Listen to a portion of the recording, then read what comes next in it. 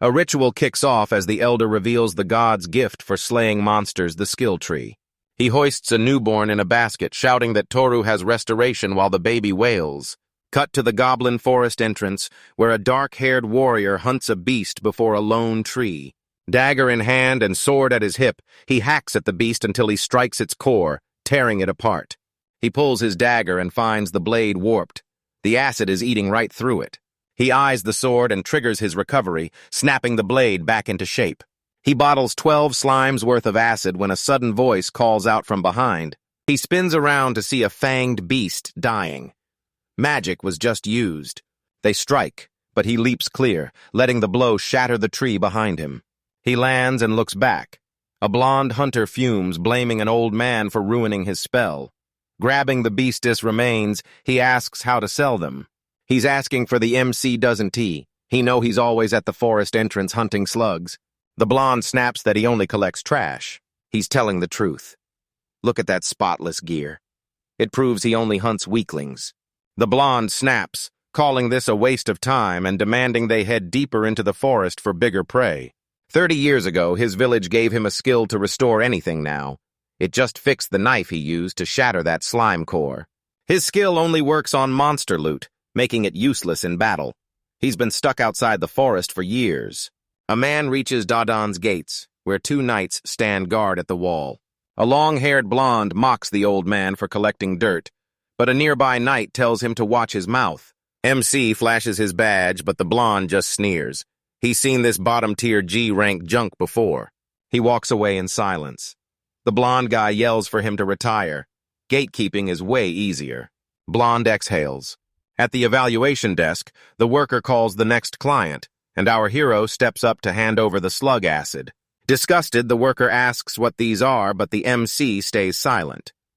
The woman doubts the address, reminding him they only appraise hunting loot. The blonde guy's squad arrives. He admits he was wrong. A scavenger hunt is still a hunt. They close in, seizing his prize for wasting their time. The third orders the second to stand. He reaches for the slugs, but the MC decks him and steals the kill. The blonde lunges, but he dodges, sending him crashing into the counter. Acidic mucus burns the worker. Shaking in terror, she screams for the guards. A co-worker walks up, calling her Marika and asking if she messed up again. She turns and thanks Toru for everything. The woman blasts Marika for being reckless, but Marika denies blame. Guards seize the comrades. Tori grabs the slimes, and Marika is ordered to clean the mess. The slime clumps midair and bolts back into its shell, stunning Marika. A mole, horn, and 15 slugs fetch 95 copper cash in hand. Toru hits the butcher shop. The butcher spots the kill while Toru stays silent. He notes the clean cut makes skinning easy, then offers to buy half the meat and give Toru the rest. The butcher hands him a wrapped package, whispering, "It's a secret bonus, don't tell the boss." A heckler yells to stop talking and work. The butcher happily obeys. Toru rounds a dark corner and sits. He rips open the bag of guts and the stench lures in a swarm of strays. The cats move in and start eating. Toru gives them satisfied head pats. He spots animal eyes in the shadows. Disappointed the third one still won't approach. He stands, refuses to eat near Toru, and leaves with his bag. Suddenly, a third beast creeps from the shadows. Toru hits Avril's boarding house and hands an elf woman a package of horned mole meat. Avril thanks her landlord, says it'll be useful, and gives him a warm, calm goodbye. Toru hits his bed and shuts his eyes. Today was just another repeat, and tomorrow, same story. He snaps his eyes open, staring at the closet. He grabs his badge and checks today's skill points. He bolts up, stunned he's already got enough control points. He looks toward the closet. He stares down the closet and flings it open. A soulless, long-haired girl stands in the closet, a massive, silent doll that won to stop staring. Toru eyes her with regret, flashing back 25 years. Destruction. God followers crawled from the great abyss and raided his village. They devouring the villagers one by one. Almost there. The hidden passage to the main road is right ahead. A beast lunges, but Toru dodges and slays it. Mid-celebration, another monster creeps up behind him. The girl screams his name. She dives in, taking the monstrous blow for Toru. He turns to find her bloodied and shaking. The old man clicks his tongue and time stops. Everything freezes. The old man freezes time to take her. Toru trembles in despair until the man shouts, "She's still alive," reigniting hope in his eyes. They head to the Temple of Healing. The healer warns even the water god Aurelia can to heal her through the stop skill cancel it, and she dies instantly. Toru snaps and gives up. The old man reveals the only way to save her. Toru demands the answer. Grandpa says his recovery skill can save her, leaving Toru in total shock. He screams it's impossible. He can only rewind 10 seconds, and his skill doesn't work on living things. Leveling up changes everything. Toru's hooked as the old man reveals level 10, unlocks god-tier power, finally breaking the limits of his stagnant stop ability. Toru screams he can still save her. The old man warns of the agony ahead, but Toru doesn't care. He'll pay any price to keep her alive. The path was a nightmare, just like the priest warned. To level up, Toru had to kill monsters, but he didn't know how to fight, only how to run. The guard took pity and taught him the blade. Soon, he was hunting. While rookies learned the basics, he hit level 30 and mastered dodging and parrying. Saving a kid in Dadon City cost him half his arm as strength, but he kept hunting. Grinding day and night, leveling up was now a brutal struggle. No guarantee his wish comes true, but Toru wanted to quit. Snapping back to reality, he reaches for the girl. He pulls back, sits on the bed, and declares he needs to level up first. Everyone's born with a tree skill. Perform miracles using the skills within these branches. He dumps all 10,000 skill points straight into the tree. Restoration resets battle gear. At level 10, he gets 10 uses per hour, triggered by a blink. Toru's recovery skill just evolved from items to objects. He clenches his fist. He remembers Grandpa's words at level 10. He'll unlock the time god's full power and his time stop. He spots the vessel in the hall. It failed them halfway, but his grandfather's ashes are still inside. He cracks it open and scoops them up. He casts recovery on the sand. Nothing. He knew it even the gods can't bring back the dead. Staring at his mangled hand, memories flood back. Why did he just witness the injury? Can his recovery power see into the past? This fruit grants total mastery over time and the exact path to your goals. He looks down in a panic, feeling blood stream from his left hand. He cocks back his clenched fist. He triggered it through his gloves, restoring things without direct contact. He snaps his head toward the closet. He stands, touching her neck wound and praying it works. He triggers his power, reliving the event's memories. He stares at her. No reaction. Did it fail? She makes a sound and Toru's eyes widen. The girl steps out, asking if she's in the afterlife. Toru clarifies, it's just a closet. He offers to explain, and she asks for the story with a smile. He reveals his grandpa froze her time for treatment, but the massive costs took years. The girl asks, did he just abandon them? She wonders who he is, but Toru doubts she recognizes him. He smiles, explaining that restoration heals his body, but his heart remains old. Suddenly, she reveals another boy was with her. Toru looks away and denies everything. She accepts it, and as he touches his face, he knows this is for the best. She bursts out laughing, teasing his habit of touching his chin while thinking, then tenderly calls his name. Shocked to hear his name, Toru whispers Sarah to confirm it's real, and she instantly leaps into his arms with a joyful cry. Toru asks when she realized it was him. Sarah claims she knew from the start, but Toru grins, calling her bluff. She insists she's being honest. She knew about her grandpa's heart attack and was certain this moment would finally bring him back. Sarah clings closer, burying her face in his chest. She mourns her late grandfather, thanking him for his help and overjoyed he's still alive by her side. Toru feels her tremble and pats her head like a child, smiling as he thanks Sarah for surviving this cruel world. Sarah breaks down, realizing Toru has outgrown her despite her age. Toru agrees he's not a kid anymore. Sarah breaks down, stunned by his growth, but a confused Toru denies it, claiming she's just seeing things. Toru strokes her head and offers a snack to cheer her up, but Sarah just snores against his chest. Toru gazes at her with pure love, ready to support and comfort her instantly. Morning hits Yuriel's boarding house. Sarah watches Toru sleep on the sofa, curiously waiting for him to wake up. Toru snaps his eyes open, stands, and yanks Sarah in by the chin. She's stunned. Sarah shuts her eyes, bracing for the worst, but Toru cuts in to say she's okay. Sarah pulls away, announcing breakfast. Toru mentions their early meeting, but she ignores him, yelling to Ural that he's awake. Toru hits breakfast as Sarah claims she hasn't eaten in 25 years. Toru glares, but Yuriel just smiles at her wild stories. Toru apologizes for the surprise guest, but Ural brushes it off. As an ex-adventurer, she's happy to support the rookie. Sarah scarfs down breakfast and asks Uriah to be an adventurer, but Toru snaps she has no clue how brutal it is. Sarah grins confidently. That's exactly why she's helping him. Silence follows. Thor says nothing. Sarah pivots, asking about the delicious meat, and Yuriel is glad she enjoyed the meal.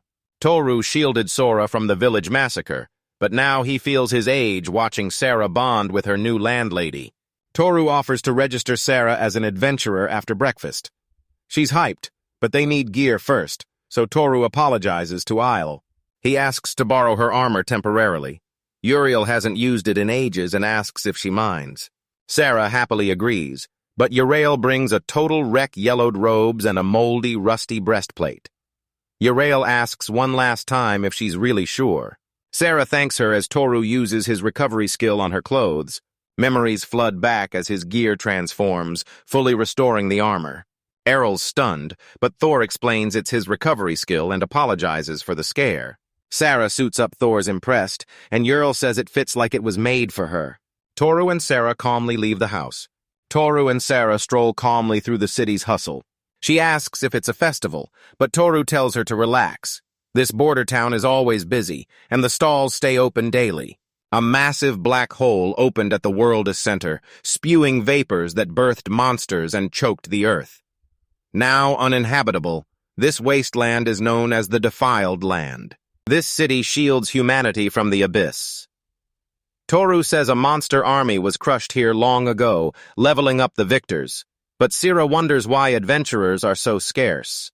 Toru tells her he's here for the local adventurers. Toru stops and sends her ahead alone. She asks why, but he promises to watch from afar, so his friends Don T get suspicious. Sarah takes a beat. She drops to the ground, groaning that her stomach is killing her. She says that building will make her feel better. Toru eyes Sarah. The pastors stare at Sarah, stunned. Toru sighs, deciding to de-age just this once. 25 years should do it. Sarah screams for him to wait. He doesn't need to change his look. Toru warns Sarah he's a social outcast and staying with him will only bring her trouble. Sarah asks what he did. He admits being a low-rank adventurer at his age is nothing to be proud of. Sarah snaps, shouting she's proud of him. She reveals the landlady's warning about the brutal adventurer life, claiming no normal person lasts 25 years, and she'd have quit long ago. Toru worries he's too old, but Sarah thinks he's a cool old guy and doesn't mind. Sarah drags him to the board. 3 E rankers need a D rank water mage, ASAP deadlines in 2 days. Sarah asks what it is. Toru explains it's a notice board for squad invites and requests. Intrigued, Sarah asks if Toru's ever written anything. He says there was never a need. The same trio returns, their blonde leader eyeing Sarah as she and Toru approach the worker. She spots Toru and asks why he's back so soon. He says he has just keeping a friend company. Sarah's hyped to meet him, though she isn't an adventurer yet. She asks if Toru brought her and what their deal is. Sarah blabs they're getting married, but Toru muzzles her, claiming she's just a girl from his. The worker scans the document. She's only 17. She presents a soul analyzer ball, telling Sarah to touch it and test his skills. She touches the ball and Toru spots a branch hidden inside. Toru used his time flow ability to scan Sarah's skill tree, revealing more than any soul analyzer. Level 1. Reversal reflects attacks with a blink, capped at 5 uses an hour. The worker notes the white tree is rare and she's never seen this skill. She's the only one in her village with this power. It reflects every attack unless it's too fast. Toru gets serious, linking the events to her power. Sarah interrupts, flashing a matching badge. She beams that they're like a couple, thrilled to finally be an adventurer like Toru. Clapping interrupts them. 3 guys congratulate Sarah on registering, calling her baby. Perfect timing. They were just looking for a female mage. They tell Sarah to ditch the old man and join their squad, but Toru orders her home. Furious, the blonde screams that the old man never gave his word. He swings, but Toru dodges again and taps his shoulder. The blond man collapses, out cold. The crowd panics, screaming to know what Toru just did. Toru doesn't stop, tagging 2 more people who recoil instantly. The boys crash down too. Sarah watches in awe as Toru explains he just forced them back into their drunken state. As they leave, Toru asks Sarah if she's truly okay with this, knowing even deadlier monsters lie ahead. Sarah reminds him she promised to help Thor with everything today, thrilled to finally be walking by his side again. She hugs him, asking if this is his true dream. She urges him to tell his sister everything, certain they'll find a solution. Toru stares off, desperate to escape. For 25 years, he's been stuck in a loop, entering the same forest every single day. Sarah asks if he regrets his life. Toru smiles warmly, saying not a chance. Grinning, he tells her he's sticking to the adventurer's life, ready for more thrills and discoveries. Sarah offers her hand, and solo adventurer Toru finally joins a party. They head into the forest together as the sun sets. Toru calmly trains a terrified Sarah in the goblin forest, sword lowered. A horned mole bursts from the ground. Sarah levels her stick at the beast. Toru strikes the mole, but it survives. It dives underground again. Sarah asks if it escaped, but Toru says not yet. He tells her to use her skill next. Sarah grips her stick, ready to catch it. The mule bursts back out, lunging for Thor. Sarah spots the mole. She triggers inversion, slamming the mole into the dirt in a bloody heap. Sarah spots the horned mole, but accidentally crushed its horn. She apologizes, but Toru tells her it's fine and steps up to fix it. He casts Restore. The horn returns, but he stays dead. Sarah claims she revived him, but he calls it impossible. Souls belong to the god of creation, so he only restored the body before slicing off the mole's horn. He heals the mole, regrowing the horn. Sarah's impressed as he spams the skill to multiply the horns. Family's growing, so Toru needs more cash. Sarah's thrilled. He finally calls her family. As they leave, Sarah's shocked by Toru's reflexes. He explains he's restoring his body across space, and with practice, he'll only get faster. Sarah calls out his wandering hands, and Toru grabs her face. Sarah blushes in confusion while Toru checks her skill tree, spotting spatial perception. Sora's spatial perception is elite. She tracks the mole's every move perfectly, a total contrast to his own time-based powers. Sarah leans in for a kiss, but Toru just turns and walks away. Sarah snaps. Is that all? Tor returns clueless, but she storms past him. Solo hunting took 20 minutes, but now it's down to 3. Toru realizes they can push deeper into the forest way faster than planned. Huddled in a hollow tree, food served, Sarah's hyped its meat. She hungrily devours the meat. She snaps instantly, screaming he's salty and alerting the entire forest. She chugs water while Toru watches with a warm smile. He shows her the right way to slice the meat, wrap the cheese and cracker, then bite. Sarah snaps that he should. Sarah tastes it and loves it. Toru asks about the hike. She's surprised how easy it was. The path is clear, and trimmed branches let the sunlight pour in. Toru noticed, and he's glad the nearby goblin forest became a logging zone, clearing safe paths and driving out all the animals. A fresh trail leads straight to the forest's prime logging sites. Sarah asks if they were forest orderlies, but Toru calls them pest exterminators. Toru asks about her jug's XP. She claims 3 points, but Toru corrects her it's only 1. Since they shared the mole and bird kills, they get 0. XP is split and rounded down, so she only kept her pre-dinner slime kill. He asks if life's getting tough. Sarah thinks Toru spent 25 years adventuring for her, so she hugs him tight and screams how cool he is. Toru smiles and pushes deeper into the woods. She agrees, and once their skills fade, he's hunting the goblins. This forest is named after. They trek through a lush, ancient forest. A noise rings out. Toru warns her goblins hunt in packs to flank prey, so she stays alert. A goblin leaps out, growls, and strikes with his stick. More burst from the bushes and drop from the trees, charging straight for them. Toru slips their strikes and counters instantly. He slaughters goblin after goblin. Screaming goblins press the attack.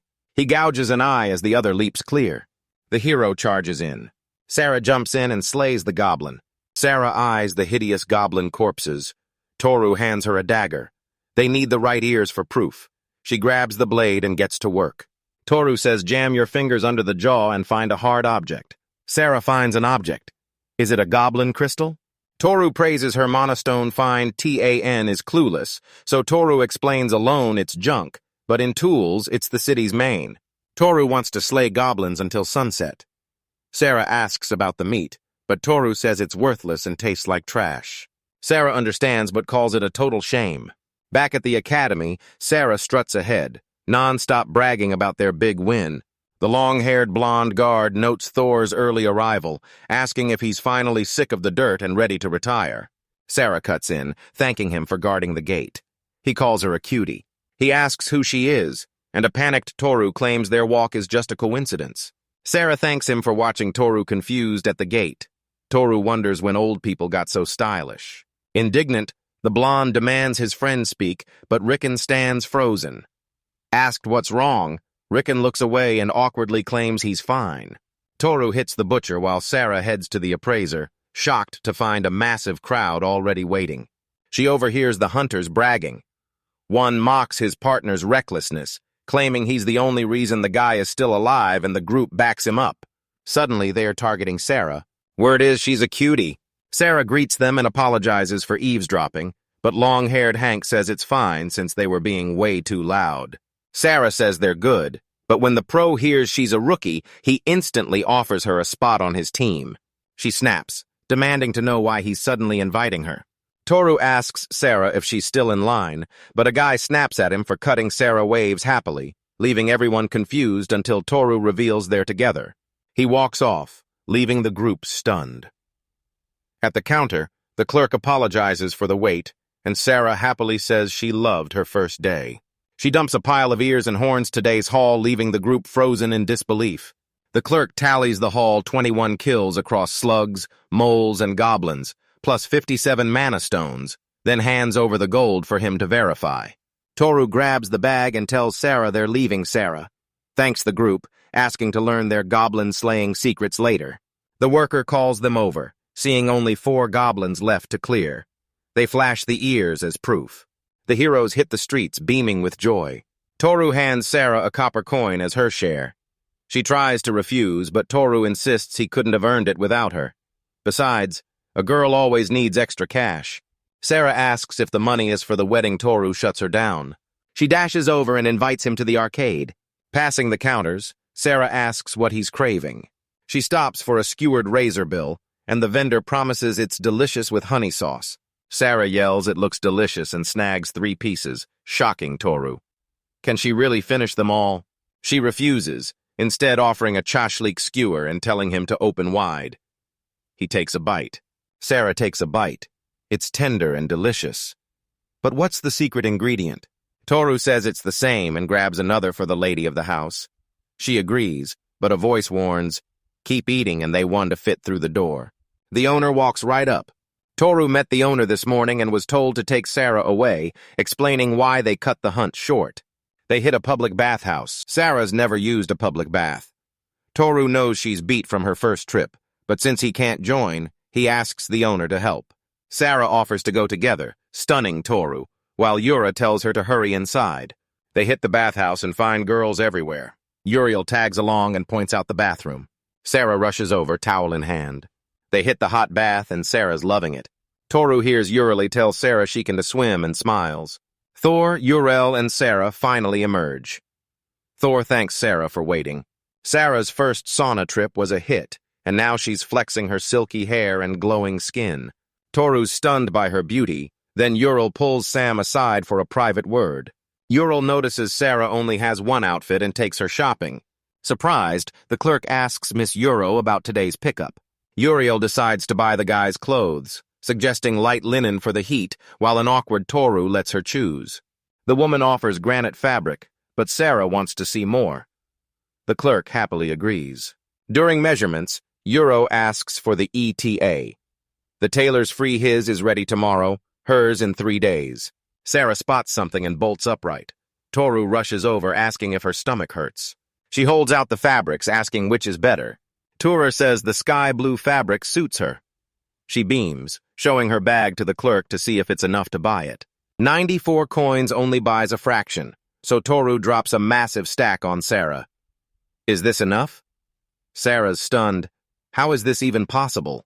Toru says they'll earn way more together, so don't worry. Sarah thanks him and confesses her love. Sarah leaves with the headband. Yuriel's glad she's recovered, but Toru asks if she's a burden. Yuriel disagrees to her. Sarah's straight out of a storybook. He asks if she sees it yet.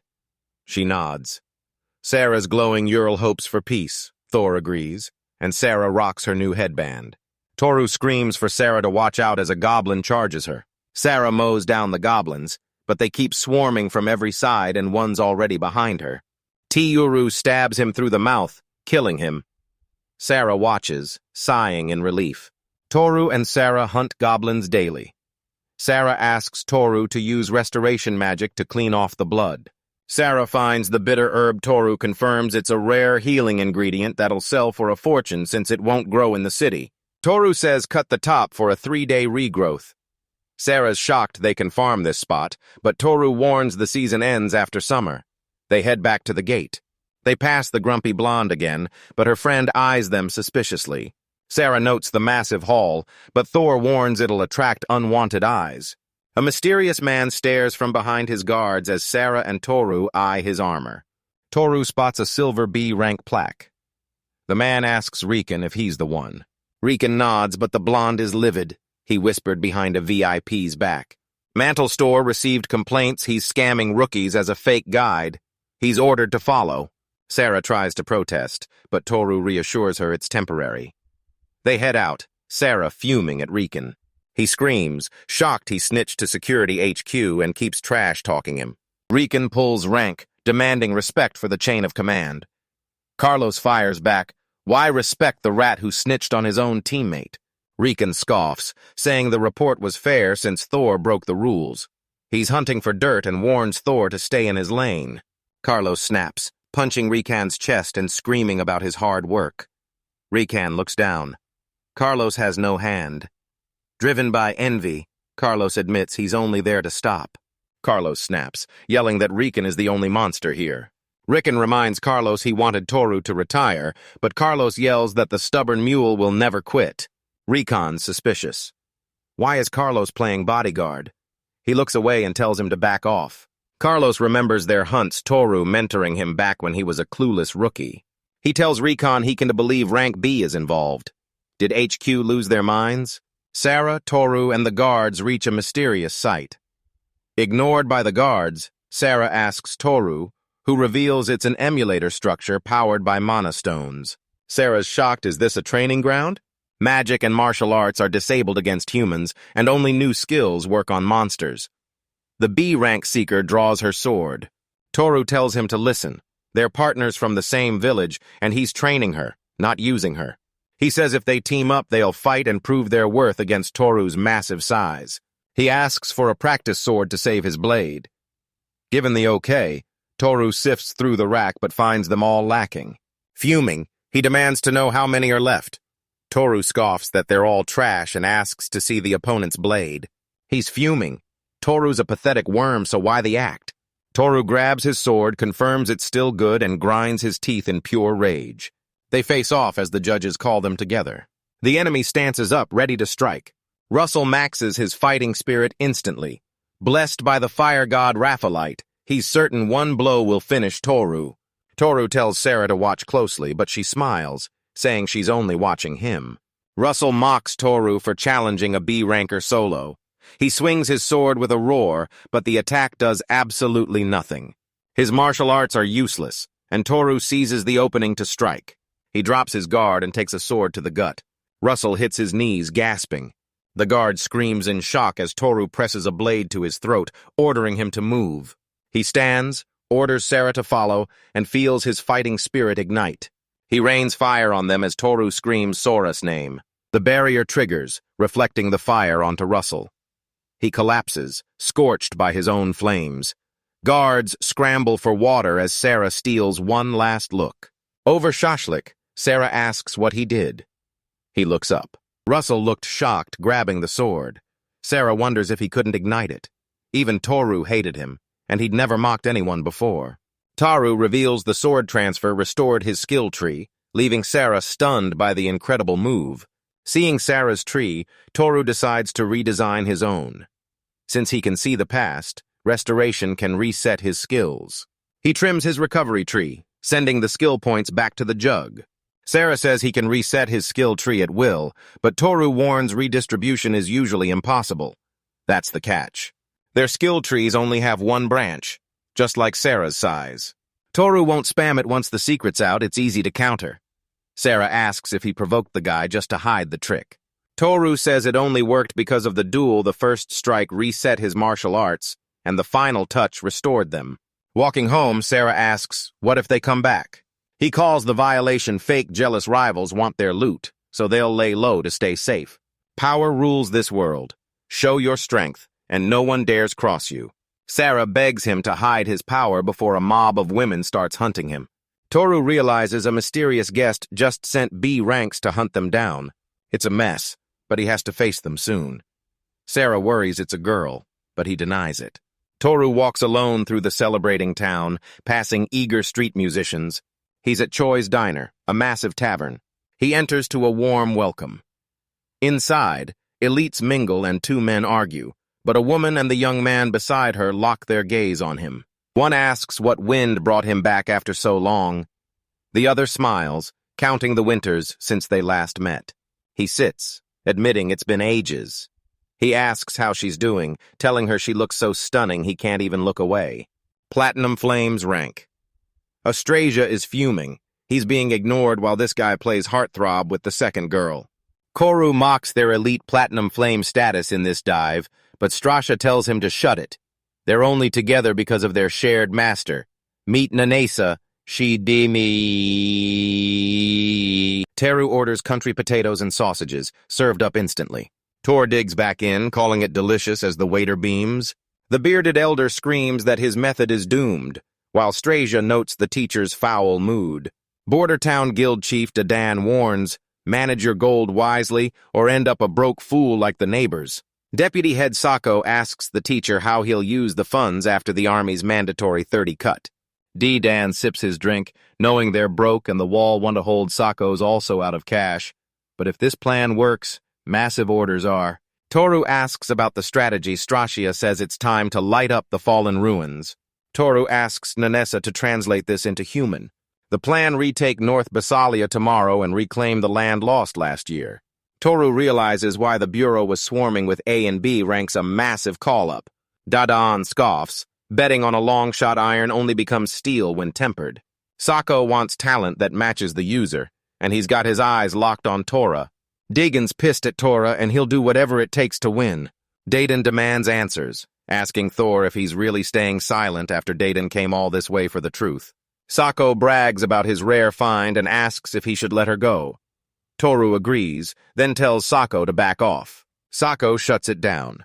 Elites belong with elites, and working with the weak only stunts their growth. Nanesa calls out the nonsense, and Sako's eyes widen at the sight of her. He's shocked her neck scar vanished, and she's just as clueless. The girl inspects herself as Strasha eyes Tora suspiciously. Unveiling his eye, he warns his curse is about to unleash a fraction of its power. Toru locks eyes with Strasher. He instantly begs for mercy and confesses. Strasha mocks his lack of spine, but Nanesa tells her to slow down. Nanexa asks for clarity. He says he restored it, but can undo everything if she hates it.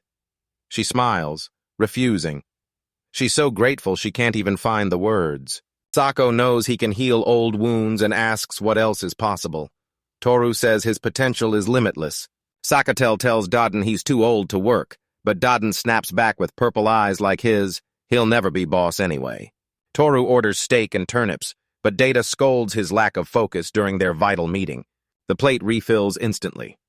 Everyone's stunned. Sako admits skill mastery is everything and apologizes for his attitude.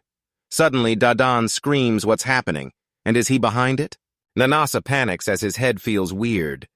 He touches his scalp and realizes thick hair is suddenly sprouting from his bald head. Toru claims he made him look younger. Dadon asks how, then mocks the years Toru wasted on such a useless skill. Sako knows how to shut them up. He tells them to lock him in the Bureau's interrogation room. Leak this skill, and you'll be swarmed by annoying priests and every bald guy desperate for hair. Dadon says he'll have to hide and lock himself away, all because of his favorite student. Stresha's retiring, so why not throw a farewell party?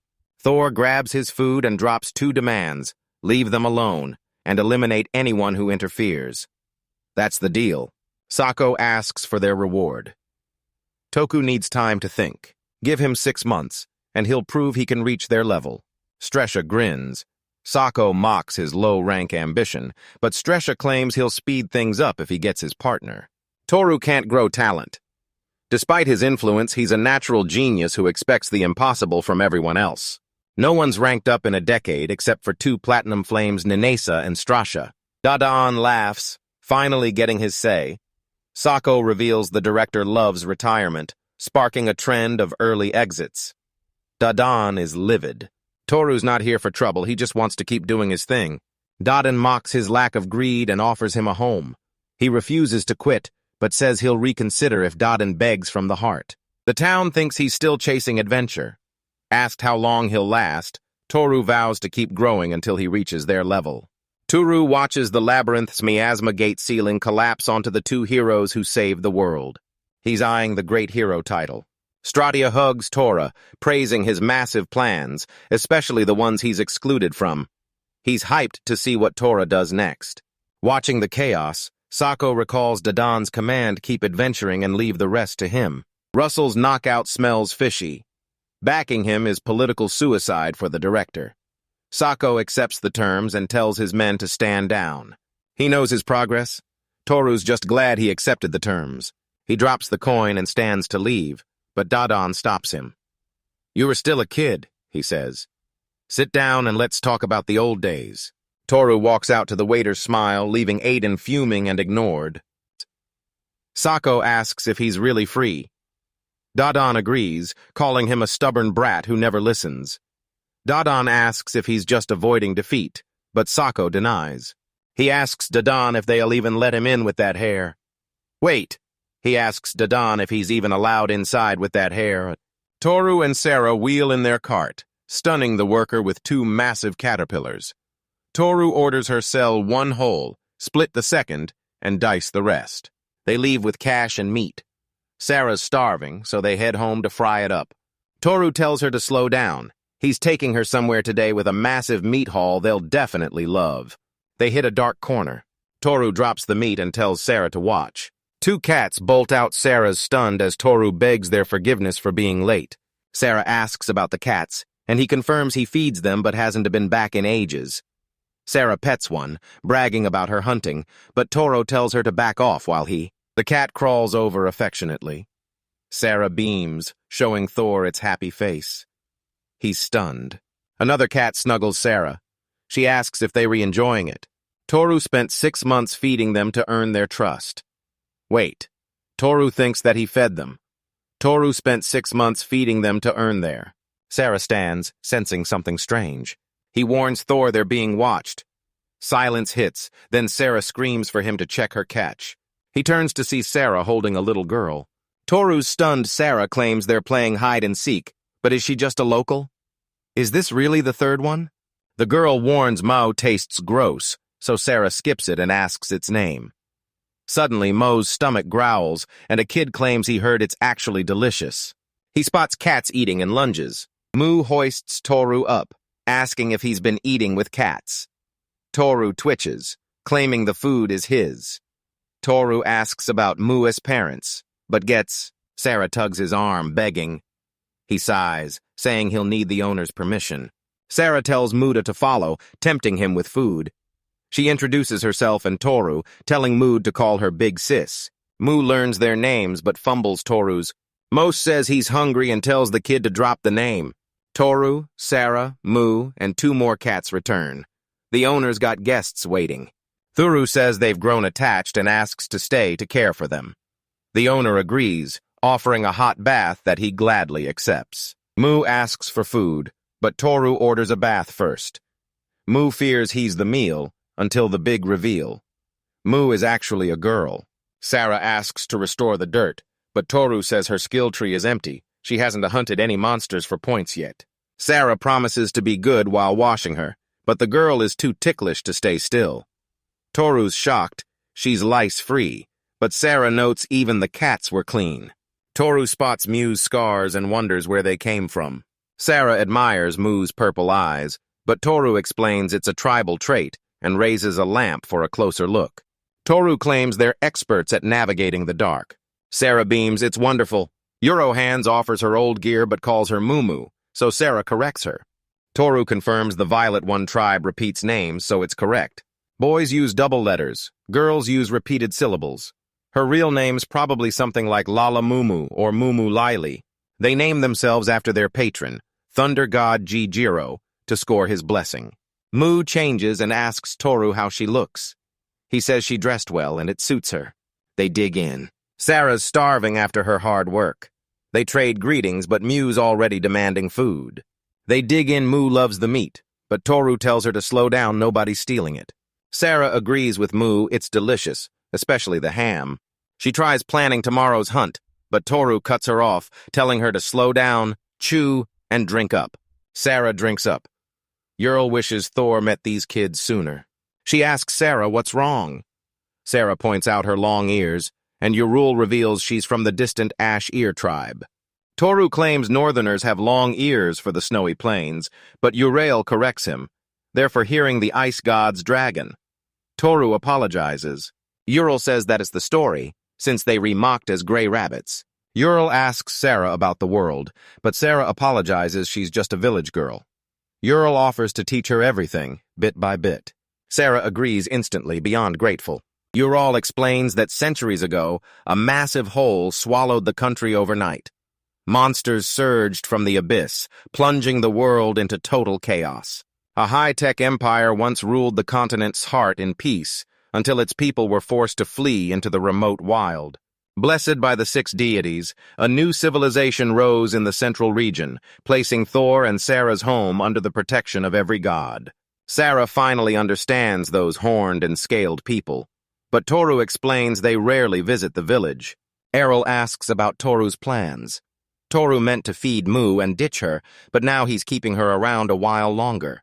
He remembers his teacher had those same purple eyes. Night passes quietly. Toru visits Ram the armorer. Ram's hyped to see him after so long and asks if he's finally buying gear. Toru's here to order, asking if they're busy. Mu and Sarah tag along. Remy's tired of people trashing their gear and only bringing it in when it's shredded. He taps Thor's chest, noting how everything is kept in perfect condition. He checks if everything's in order. Toru needs new shoes, ASAP. Rumu asks if the kid is the target. Toru tells them to say hello, noting the owner looks scary but knows his stuff. Sarah claims she's his future wife, leaving Rama wondering when he got married. Toru clarifies he's just babysitting a friend's daughter he picked up yesterday. Ramu mistakes Mu for a boy and tries to measure his foot, but Sarah reveals the truth. Mu's a girl. Measurements are in Ramus Leave's room to grow, but will the boots fit? Mu asks what it's for. Toru says it keeps her feet clean, then asks if it'll make her soles soft like cat paws. Ramos requests soft material, but Toru brings up his cancelled hipskin coat.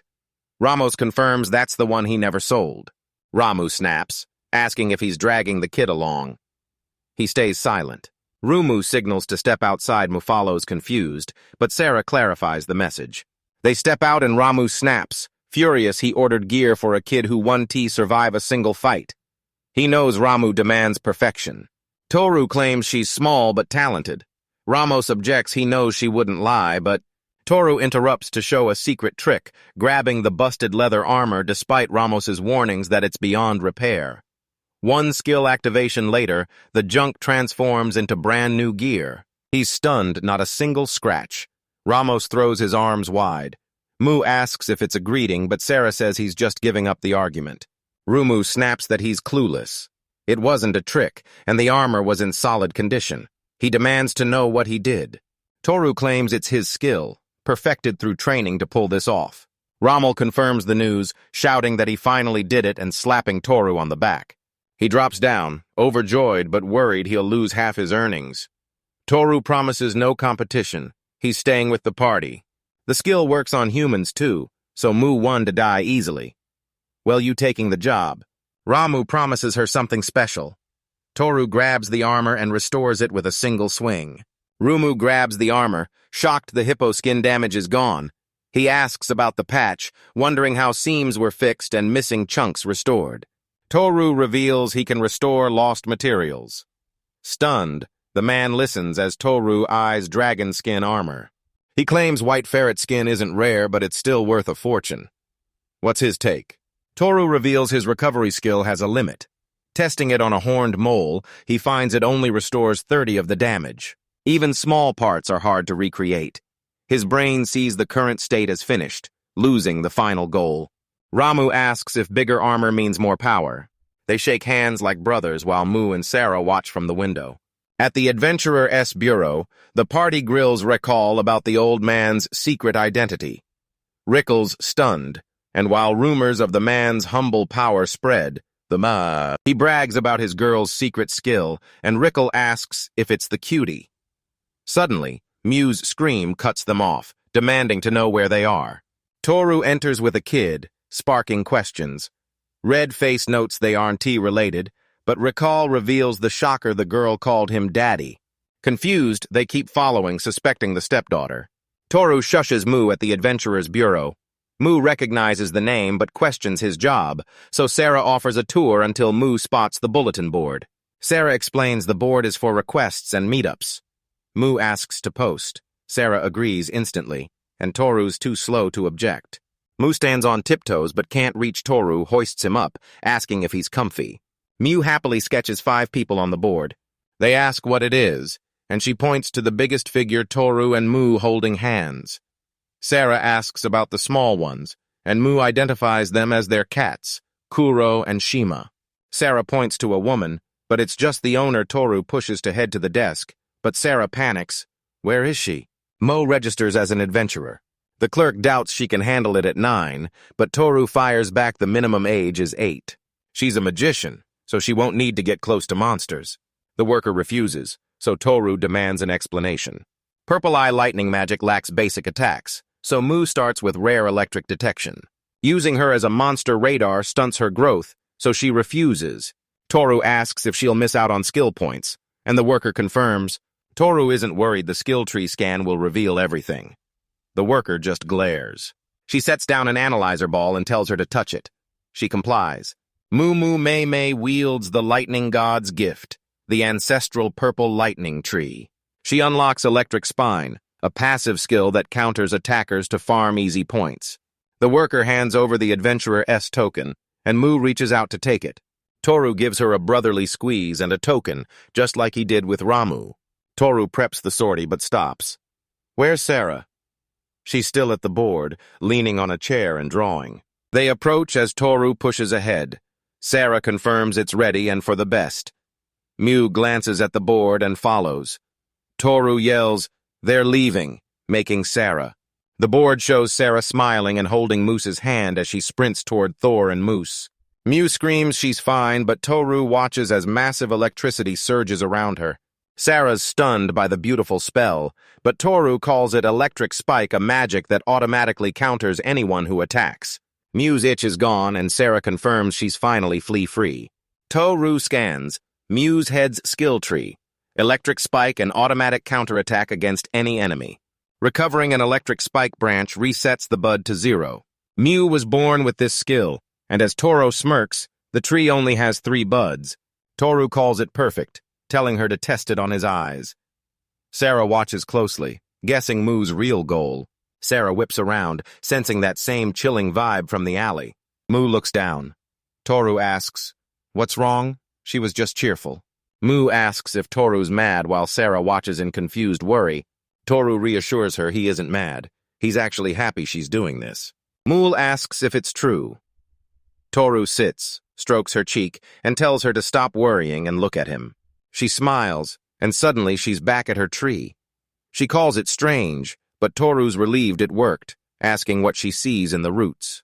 Mew asks about the orb. Toru explains her feeling exchange ability, a passive power that lets her swap emotions with anyone. This sight-based power is lethal. Toru thinks she lives with cats because she's terrified to use it. Born with a spiritual instrument. Rare. Everyone must have seen her as a child of evil. Back in the forest, Toru checks on her. She stays silent, pulling him into a hug while a sleepy Sarah watches. Toru tries again, pointing out 3 buds. She spots them, and he tells her, "Pour this water on the roots to grow the middle bud." Mew obeys, drenches the roots with water, and a new branch sprouts instantly. Mew screams as a strange arrow branch sprouts, while a radar tracks nearby enemies. Toru asks if she'll use it. She happily agrees, and Sarah watches with interest. Mew clenches his fists, snaps his eyes open, and unleashes electric arrows that engulf trees and zip past the crowd. Mew points out a strange presence, and Toru heads over to investigate. Sarah's baffled and begs for a timeout. What's happening? How can she use 2 skills at once? Toru turns and shushes him. Sarah whispers, "Does Mu really have 3 skill buds?" Mu finds the spot a slug on a tree. Toru lifts him up and hands him a knife. Taru orders Mu to blast the spinning cannonball. She nails it, earning Taru's praise. Mu asks if she did well, and Toru's impressed. This limited skill is way more useful than he expected. Sarah pats Mu's head, saying she's finished, but her sister won't be outdone. Toru's move is solid, but the next step is brutal. Mu's confident she'll crush it. Toru's thrilled and tells her to go check the tree. Toru tells Mu to grow the top bud, and she happily waters the roots. The bud expands into a lightning needle, supercharging his speed and agility. Toru asks again, but Mu's already summoning a thunderstorm as lightning crackles across her body. Sarah panics over the pain, but Toru asks if she's actually hurting. Mu says she's not in pain, just feeling strange. Toru grabs some stones and tells her to dodge. He tosses them one by one, but she dodges effortlessly, leaning back to clear the final stone. Sarah's stunned, she dodged them all. Mu cheers, finally awakening a brand new power. Toru praises his work for exceeding expectations, and Mo pulls him into a hug. Toru asks to share her power. She agrees instantly, but how can she do it? Toru says she never did a reverse exchange of feelings, but Ta has no clue what that even means. Toller recalls Sarah's flea-free claim, questioning why the cat's donned to have moose mange, while Moose screams that Kuro and Shiro never leave her side. Toru grins and asks to share, and she jumps into action.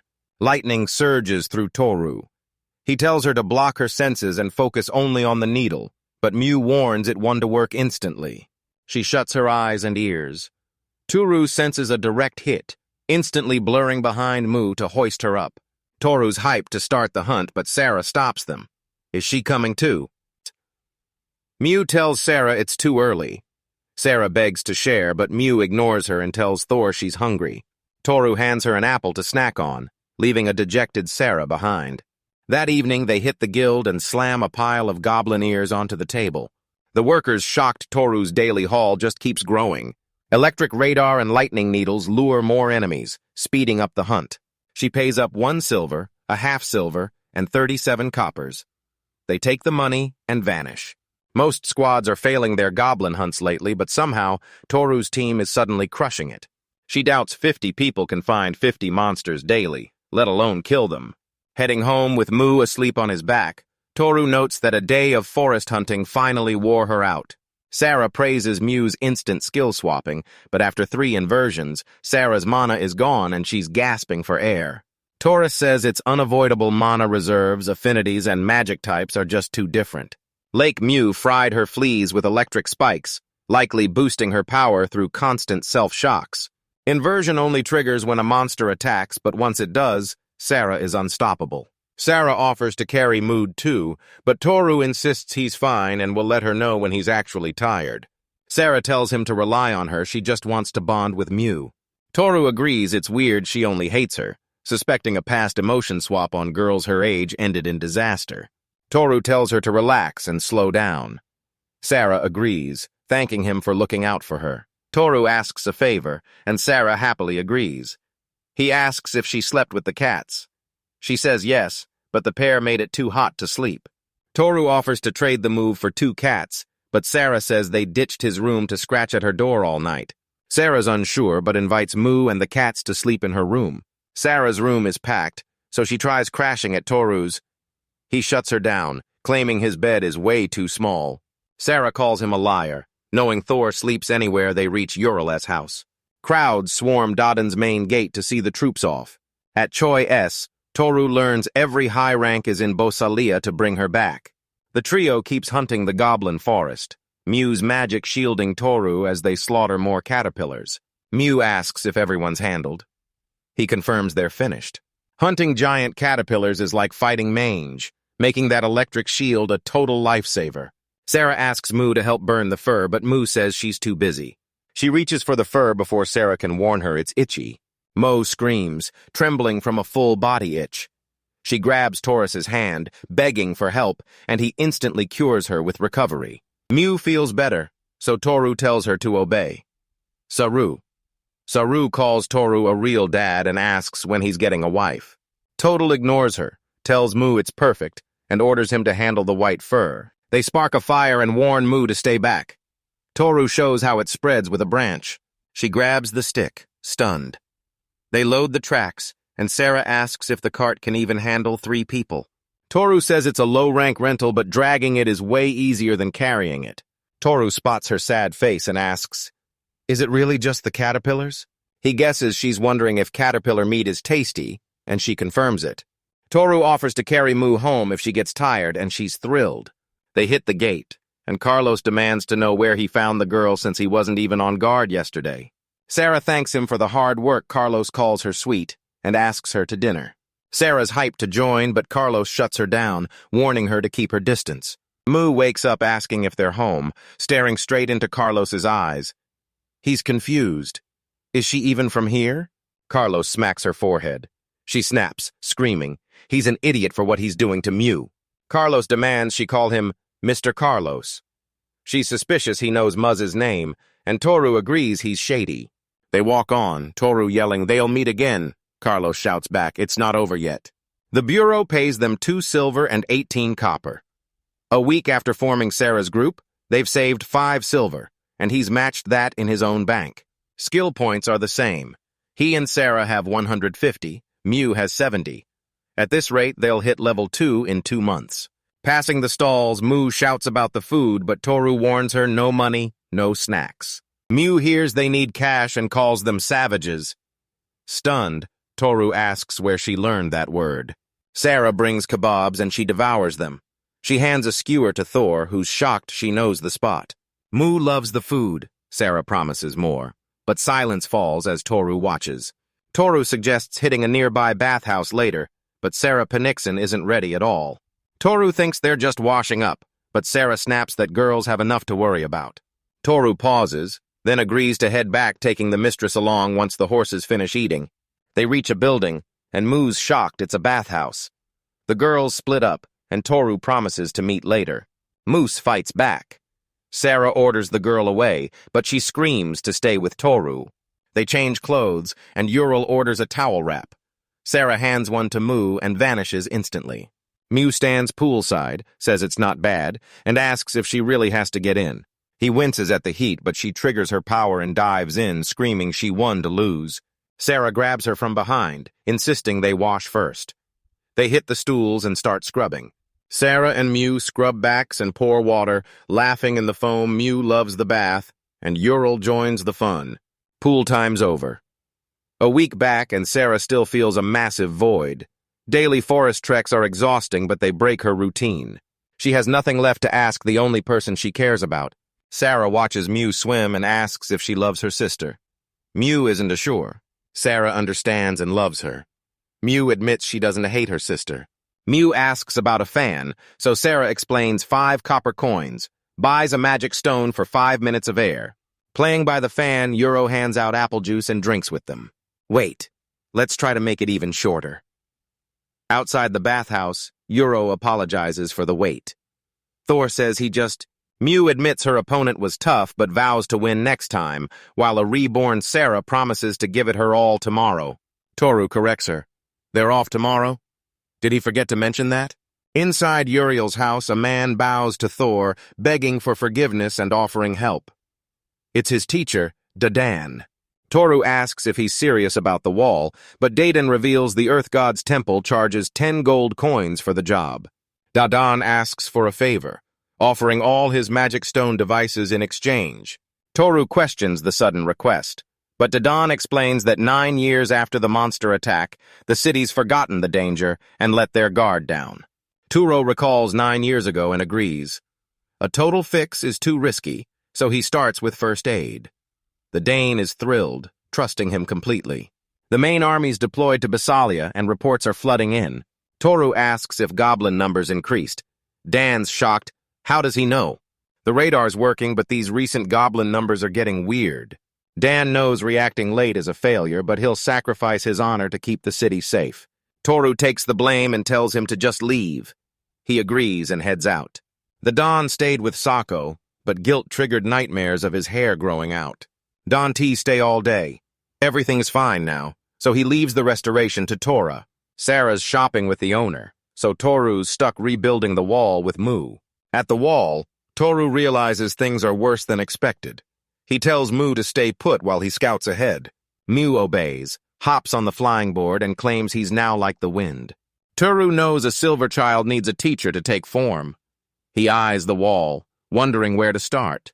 Hoof-shaped walls point east, encircling the city. Past the lower city gate, the Goblin Forest sits right on the right. Opposite that, the main gate faces the city's front road. 2 zones, inner and outer. A moat splits them, and if the outer wall is attacked, the bridges are destroyed.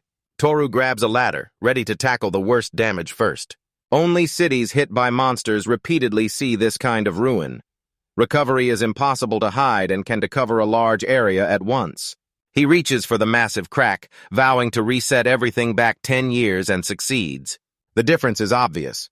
He doubts anyone will notice, but discovery is too risky. Better shrink the zone to just the damage. He grins. He can restore the missing chunks, but the wall is solid and the cracks are sealed. Good enough. Tor's sick of spamming his skill and needs a multi-target option now. Multi-targeting is situational and splits your power, but master it to crush entire mobs at once. Toru thinks wishing for the impossible is pointless, but he's giving it a shot anyway. He spams restoration, like yesterday's caterpillar hunt that itch vanished instantly. Toru realizes keywords unlock his mind, muttering aloud about something flawless. He stays conscious, restoring the wall and fixing 50 steps.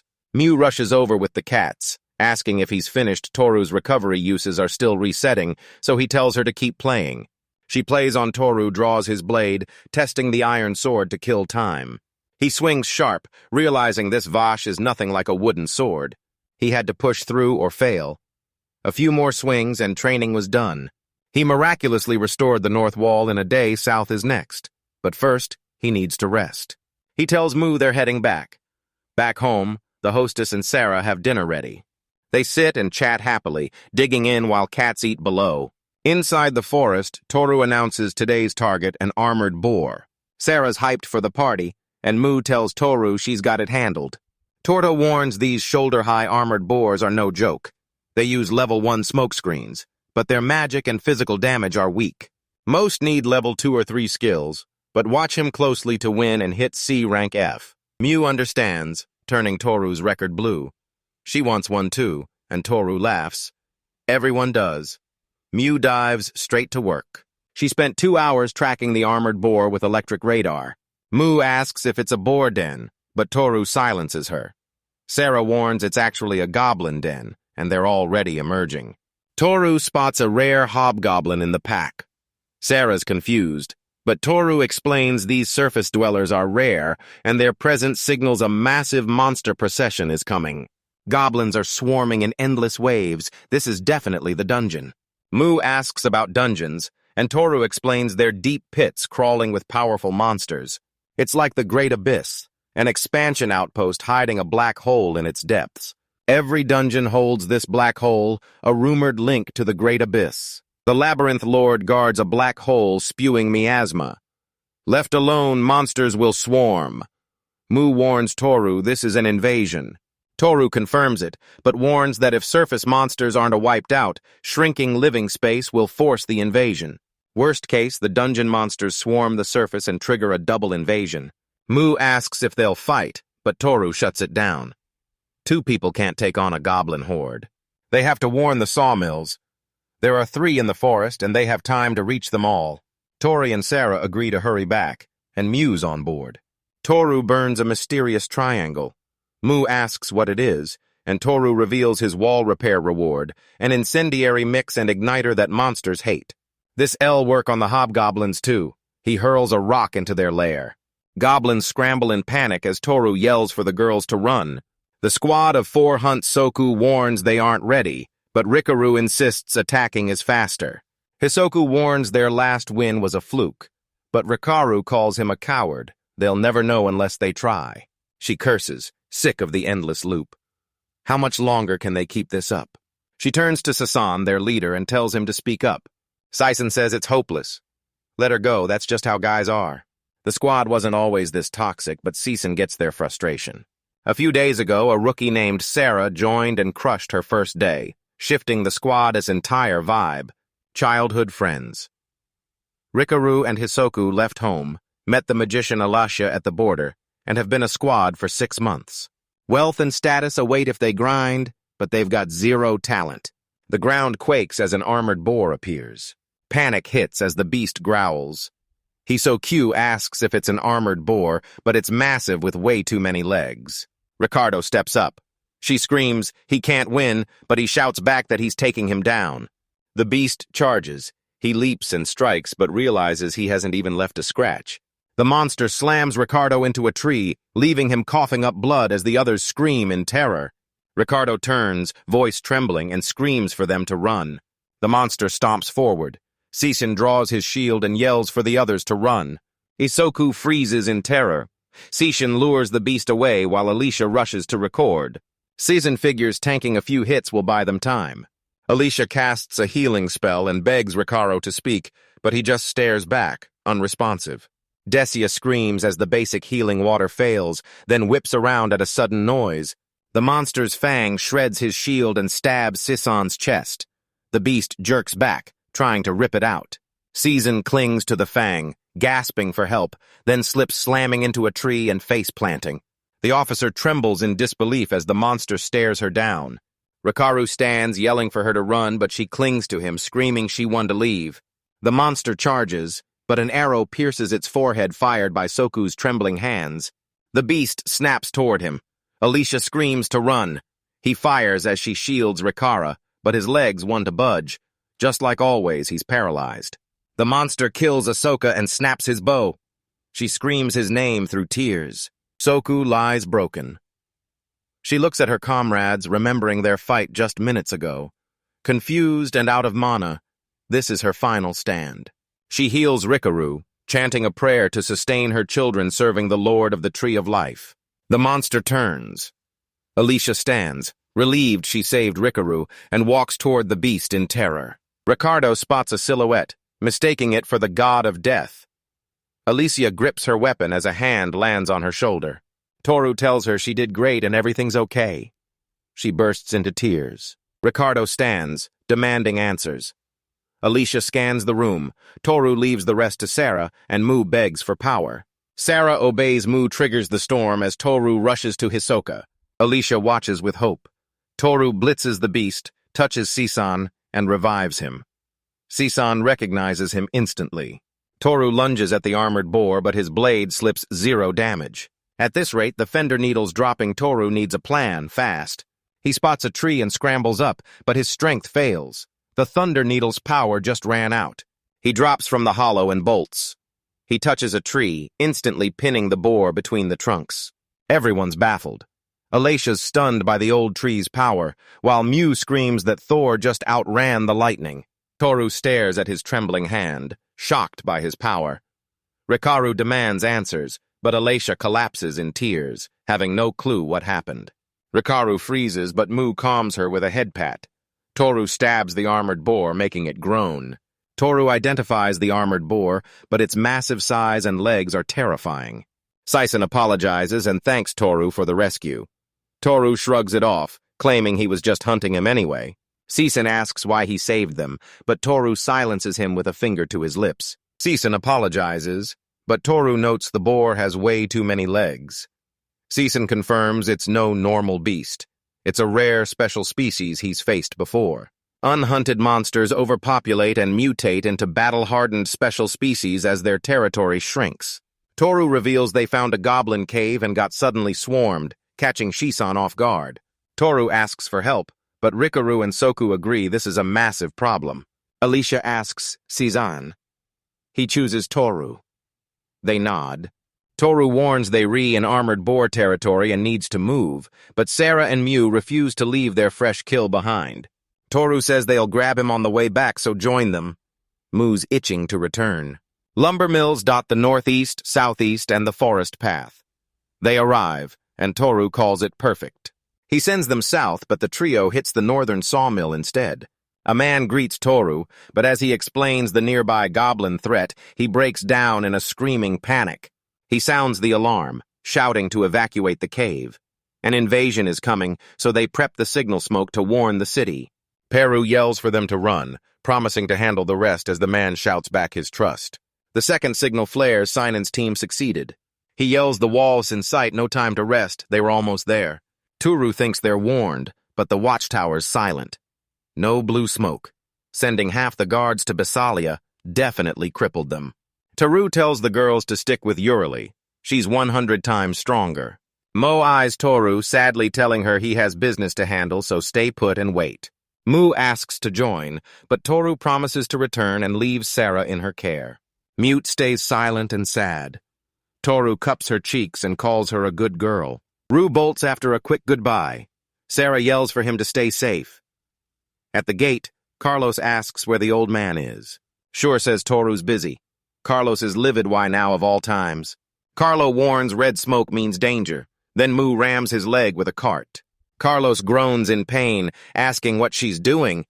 Mu screams at the creep to get lost and leave Sarah alone, but Sarah awkwardly insists she's fine. Sarah warns it's getting worse. Goblins are swarming out of the cave. Carlos says it's impossible. They cleared that cave 10 days ago, and an invasion takes a month to prep. Scarlett knows the old man is right. He warns that things are looking grim. The South Sawmill boys still haven't returned. Carlos spots blue smoke, fearing something happened on his return. He bolts up, yelling at Sarah to move, but she begs him to wait, shouting she's helping. Carlos shuts her down. Sarah's been an adventurer for less than 10 days, and he wanted to bring a rookie into a potential invasion. Plus, if he takes her, the old man will thrash him. Sarah stays behind, determined to guide travelers through the forest. Sarah tells Mew she's busy and to head home alone. Moosh shakes her head, calling the talk pointless. She has no clue what she's saying. Sawaru entrusted Toru to Moot, making him her responsibility. Now, they both head into the forest to help. Sarah points to the gate. Panicked crowds scream to hurry or be caught. Sarah asks what happened.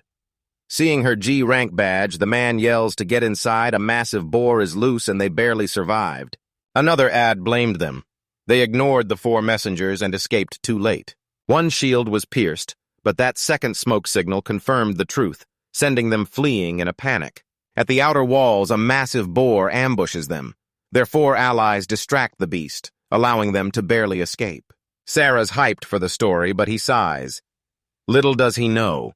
He reports to the guards, hoping his info helps. Sarah tries to speak, but he cuts her off. Blame them if they want.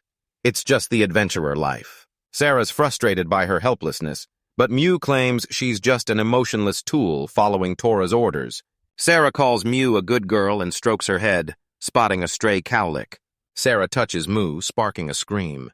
Sarah apologizes, but Mew insists she's fine. It just feels weird. She scratches the curl and laughs, asking if she likes it, while Mew loves every second. Mew tells her to continue. Sarah checks her head and finds a second one. Sarah asks Mew if they're close, and he confirms it.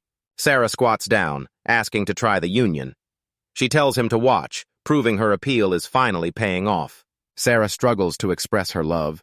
Mew fears she'll hate him after they merge, but she promises she never will. Mew asks if she'll stay calm even if it's unpleasant, and Sarah promises she won't get mad. Panicked people burst from the trees, chased by an armored boar. The group braces for impact. The beast lunges, but Sarah's appeal slams it into a barrier, shattering its face. Sarah yells for the man to run. He thanks her and bolts as the monster rises. Sarah grabs the cart rope, shouting for Mew to hold on. They bolt as Mu yells the boar is up. Magic stones spill from the sleds, but Sarah ignores them. There's no time. They sprint for the gate with their last breath. Guards scream to hurry as the monster gains ground. Panic hits. It's right on their heels. They cross over. Sarah sighs in relief and tells Mu they won, but Mu's missing from the sleigh. Rikaru baited the boar for the getaway while Hisoku sniped it from the brush. Sinan preps his weapon, recalling Toru's intel more legs mean more speed, but the boar can't make sharp turns. Sinan hurls a rock at the boar, using it as a shield to dodge. Shin admits they still can't take an armored boar head on. Buy time for the sawmill workers to escape, then get out alive. Carlos appears, apologizes for the wait, and says he's taking over from here. The trio cheers Carlos's arrival. The beast charges, but Carlos shreds its legs and jams a final spear down its throat. Carlos tells him to shut his pig snout, declares it's over, and hurls his spear at the monster. Electricity surges through Carlos's spear, blasting the monster's face and vaporizing it instantly. Carlos grins as the kids gather. He calls the invasion a rumor and tells them to move it before they miss the festival. Sarah frantically hunts for Mu, but a man hasn't seen her since the outer gate. Sarah panics and slams the gate. Fear stops her. "You want them all dead?" Sarah screams that Mu is gone. Riken nudges her, faking concern. He locks the gate as Sarah begs him to wait. Recon tells her to die alone, just don't drag them down. Sarah shouts that Mu is still outside. Rakanch screams at her to stop. Opening that gate is suicide, and it's too late anyway. She's likely been dead for a long time. The crowd jumps in, shouting they know his name and warning him to watch his mouth. A survivor screams that Rykon locked the gates on them. Rykon claims he was saving the city, but they snap back. His job is to kill monsters. Livid, they claim Sarah protected them. They scream at Rakan to earn his pay and stop slacking off. The second guy brags he can solo the boar as an ex-adventurer, but Rika stammers that a shield-bearer can to win alone. Riken bolts from the gate, the mob gives chase, and Sarah hears Mu summon a thunderstorm. She bolts up and pounds the gate, calling for Mu. Sarah only hears her vow to protect her sister. Sarah remembers Toru's words.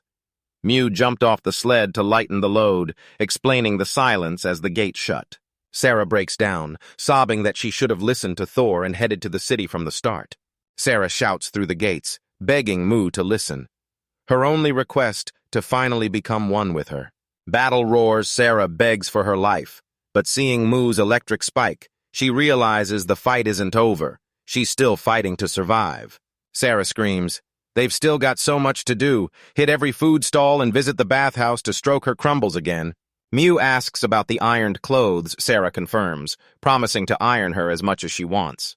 She asks again, will Sarah hate her once they re-won? Sarah screams, never. She has no reason to. Mu asks if Sarah will grow tired or cruel, but Sarah screams it'll never happen. Mu remembers her mother's cruelty and the constant tears. Sarah denies it, swearing she'd never be that cruel. Toru always saved her, so now it's her turn. Wherever Mu goes, she's bringing Toru along.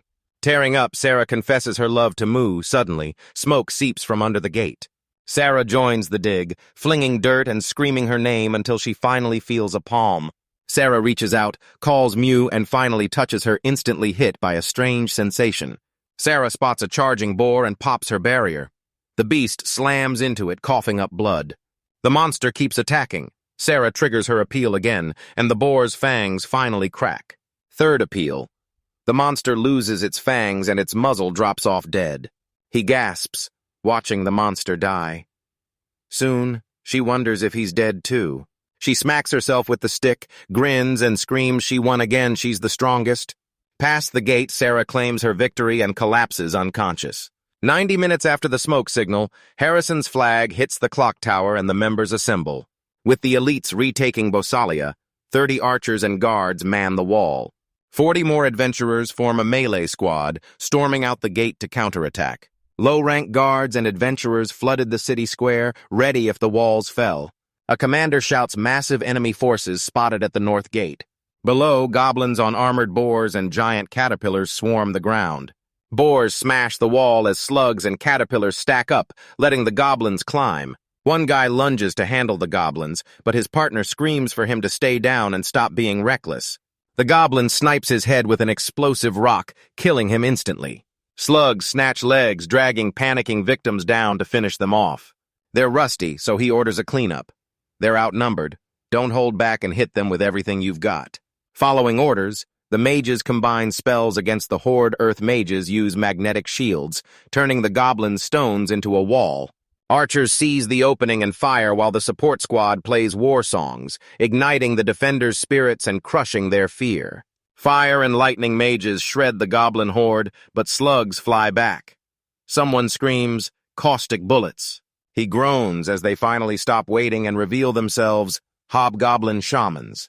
Tracking arrows hunt them down, headshotting goblin mages so they can T-hide. The commander roars excellent and deploys a melee unit as soldiers strike the goblins from below.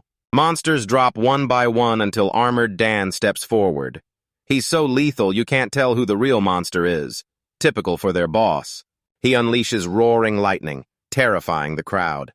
One shot vaporizes every monster and Boar instantly. A massive crater opens. A soldier mutters he overdid it, while another screams for everyone to get behind the walls before the rain hits. Rain pours. Dadon leans against the wall, shouting they held them off. Thoris reports only the northern wall is restored, and that's exactly where the monsters strike. Rating their attack on a strong, fortified part of the wall, he assured that the hobgoblins are much smarter than it dawns on him that, besides, their leader was nowhere to be seen. Dadon clicks his tongue, calling it a diversion as he looks to the sky. Before the northern wall battle, Taru races to rebuild the southern wall. A rustle stops him. Peeking out, he spots hobgoblin squads patrolling the forest. Toru spots tracks. Why hide in the woods when they should be storming the wall? The northern wall battle has begun. Does he jump in or head back for backup? He scraps the thought, if that's the hobgoblin's goal, it's already too late for the north wall. Remembering 10 years ago, he vows this will never happen again. He won to lose that lucky dinner table, but the goblins are already smashing through the wall. Tor realizes it was a distraction and clenches his fists. Can he take out the forest hobgoblins without alerting the wall crew? Even after the lightning needles wore off, he still blitzed that armored boar at high speed. He remembers every cell hitting its limit. Can he do it again? Sword drawn, he bursts from the bushes with a roar, catching the goblins completely off guard.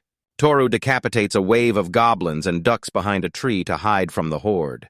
His hand shakes, but he snaps back. He can take them. A dark aura surges. Is this the mastermind behind the northern wall diversion? The hobgoblin leader Toru spots their strongest warrior just as the wall shatters the goblins are in. Taru knows the city can survive a two-front attack. He approaches, the goblins turn, and he instantly takes a head. Toll. Rue restores the wall, leaving the goblins stunned and furious. Goblins swarm Thor as 10 breach the city.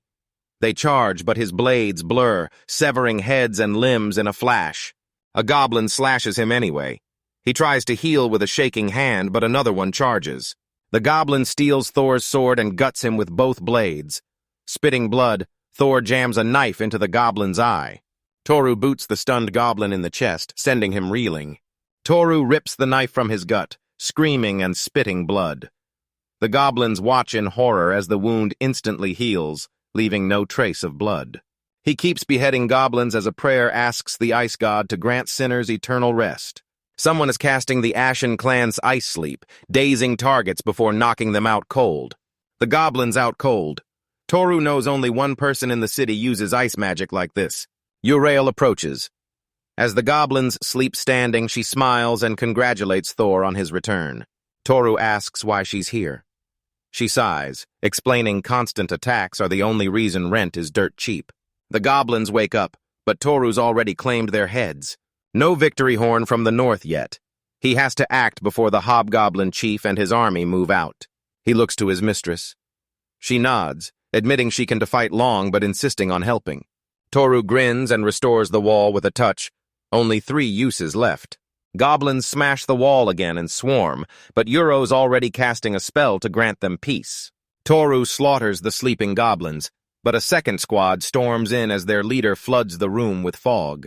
Ural's ice crystals freeze the goblins in terror. Thor strikes, leaving them bleeding and helpless. Turf's stunned one breath of these crystals completely shuts down the hobgoblin's regeneration. He hacks them to bits, then catches the sick owner before she blacks out. She spammed low-level skills to overwhelm every opponent. Stopping them drained her dry. She burned way too much mana. Mistress leans on his back. Goblins swarm. Toru targets the moment her mana peaked. He restores it completely. Goblins enter, see the bodies, and try to bolt, but their leader arrives and executes them instantly. Thor spots the hobgoblin leader and asks Yuriel if she's ready. She asks if Thor's power healed her hip pain. Toru tells her to rest while he handles it, but Ural warns it takes 5 F-rankers to kill a hobgoblin chief. This looks like the E-rank hero exam. Toru tells her he's got this and to stay back, so Yuriel trusts him and leaves it to him. Uro leaves growls while Thuru trembles with hype, his skin now pure armor under a coat of fur. Can his steel cut it? The monster lunges, forcing Toru to target its head and limb edges. The monster swings, dodges, and counters, slashing his face with a sword. Enraged, the beast swings its massive bone again, but Toru sidesteps once more. Smoke pours from the goblin's face, his wound seals shut, and he licks the blood clean. Toru realizes it's useless even hitting spots without fur. The beast heals instantly. Hands and sword trembling, he stands. He realizes there's still one place his blade can strike. Toru lunges for the monster's eyes, but the beast blocks the strike with its forearms. The beast breathes smoke as Toru trembles. The goblin fumbles and Toru strikes its eyes. The monster howls, clutching its eyes. It stumbles and Toru strikes, overwhelming him with a relentless flurry. The monster snatches Thor's collar. He's trapped. He touches the wall and triggers restore. The stone surges, sending Toru crashing back. The wall pins the blinded goblin under falling rocks. Toru gasps, having successfully restored the wall to its original state. Yuriel praises his hard work, noting his exhaustion. He turns and thanks the mistress. Yuriel leaves Thor speechless. He gapes, face flushing red as she asks what's wrong, but he awkwardly mumbles a lie. Toru stands and stabs the goblin leader's head. He asks if the duo returned home. She says no. Toru wonders why the owner hasn't noticed the change yet. Toru's out of recovery charges. Yuriel covers the area and orders him back to the gate, fast. Thor thanks her and bolts, leaving Ural to plan today's meal. Rain stops, plants dripping. Carlos tells Thor he's late, the party's over. Season's group stands by his side. Tor's shocked he had the wrong rally point, but the 4 of them finally tracked it down. Season says after the horses finished, another armored boar attacked Carlos, saved them. Then they joined Sarah and Mew to hold the gate. Carlos says they teamed up just before the gatekeepers arrived, rampaging through the forest to hunt the remaining troops. Toro claims he's owed, but a blushing Carlos tells him to forget the debt and find his own path. Thor hears his name and spins to see Mew and Sarah rushing in for a massive hug. Carlos and the crew watch warmly, but Tohuru realizes Sarah's conversion drained her magic dry.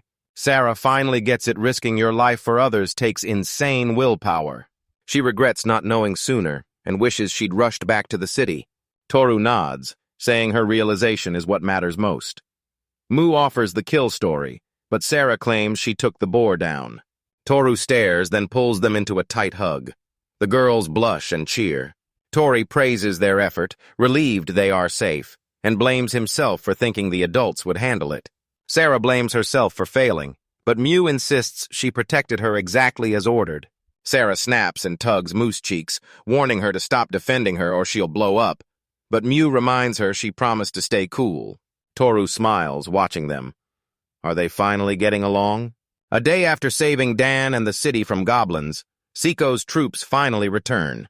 Investigation confirmed the ruins near Bosalia have officially become a massive dungeon. Elite adventurers stormed the dungeon and crushed every threat. The real problem. This infiltration happened right before the goblins attacked. At Choi's, Peter asks Sako if yesterday's goblin raid was fallout from the Bosalia dungeon's destruction. Sako says it's just a guess. They need more proof to find the cause. Sako notes that weak defenses and goblin sabotage let the enemy slip right into the city. A passing seeker crushed the last one, but the mission was still a total failure. Dadon laughs, thanking the seeker. Without him, the Bosalia tragedy would have repeated. Sako snaps that he's not kidding. Dadon gets the hint. He wants the nearby gate guards thinned out. Dad's already shouting he won't sit idle. He's using the savings to rebuild the wall. Soko drinks, declaring he calls the shots. He'll brief the committee next meeting, but first, yesterday's heroes need their rewards. Dadon sighs as the mood tanks. Their numbers are thinning while the work piles up. If this keeps up, morale hits rock bottom. Sako says it's unavoidable. No civilians died, so it's not the worst outcome, but the guards locking the gates on the people looks terrible. Dadon says they owe them big Soko notes. Only 3 guards died this time, a massive improvement over the 112 lost 9 years ago. Dadon can't believe his idiot student actually became this capable. Sako mentions the target's partner, but a waiter interrupts, hyping up nameless heroes who slaughtered a hobgoblin horde and its leader. The waiter reveals a rumor that one hero is a broom-wielding beauty, sending the city into a frenzy to find these mystery legends. Dadon admits Toru blew past his expectations and became a real man, while Sako drinks to that. Dadon recalls Sako's words. He sees through every lie and confirms it was definitely Lady Ural. Sako grins, knowing her beauty will stun him like always. Dadon says if Toru can restore her youth, he can fix Sako's rough look too. Sako puts his selfish goals on hold for the mission. Dadon asks about Bosalia, demanding to know what happened. Sako cleared the dungeon, but the boss is a nightmare. Sealing it one to be easy. He's pushing Toru to get stronger. That's when Toru meets Carlos. Asked if he's ditching the guards and the city, he confirms he's heading out with Riken. Riken abandoned the innocent at the gates.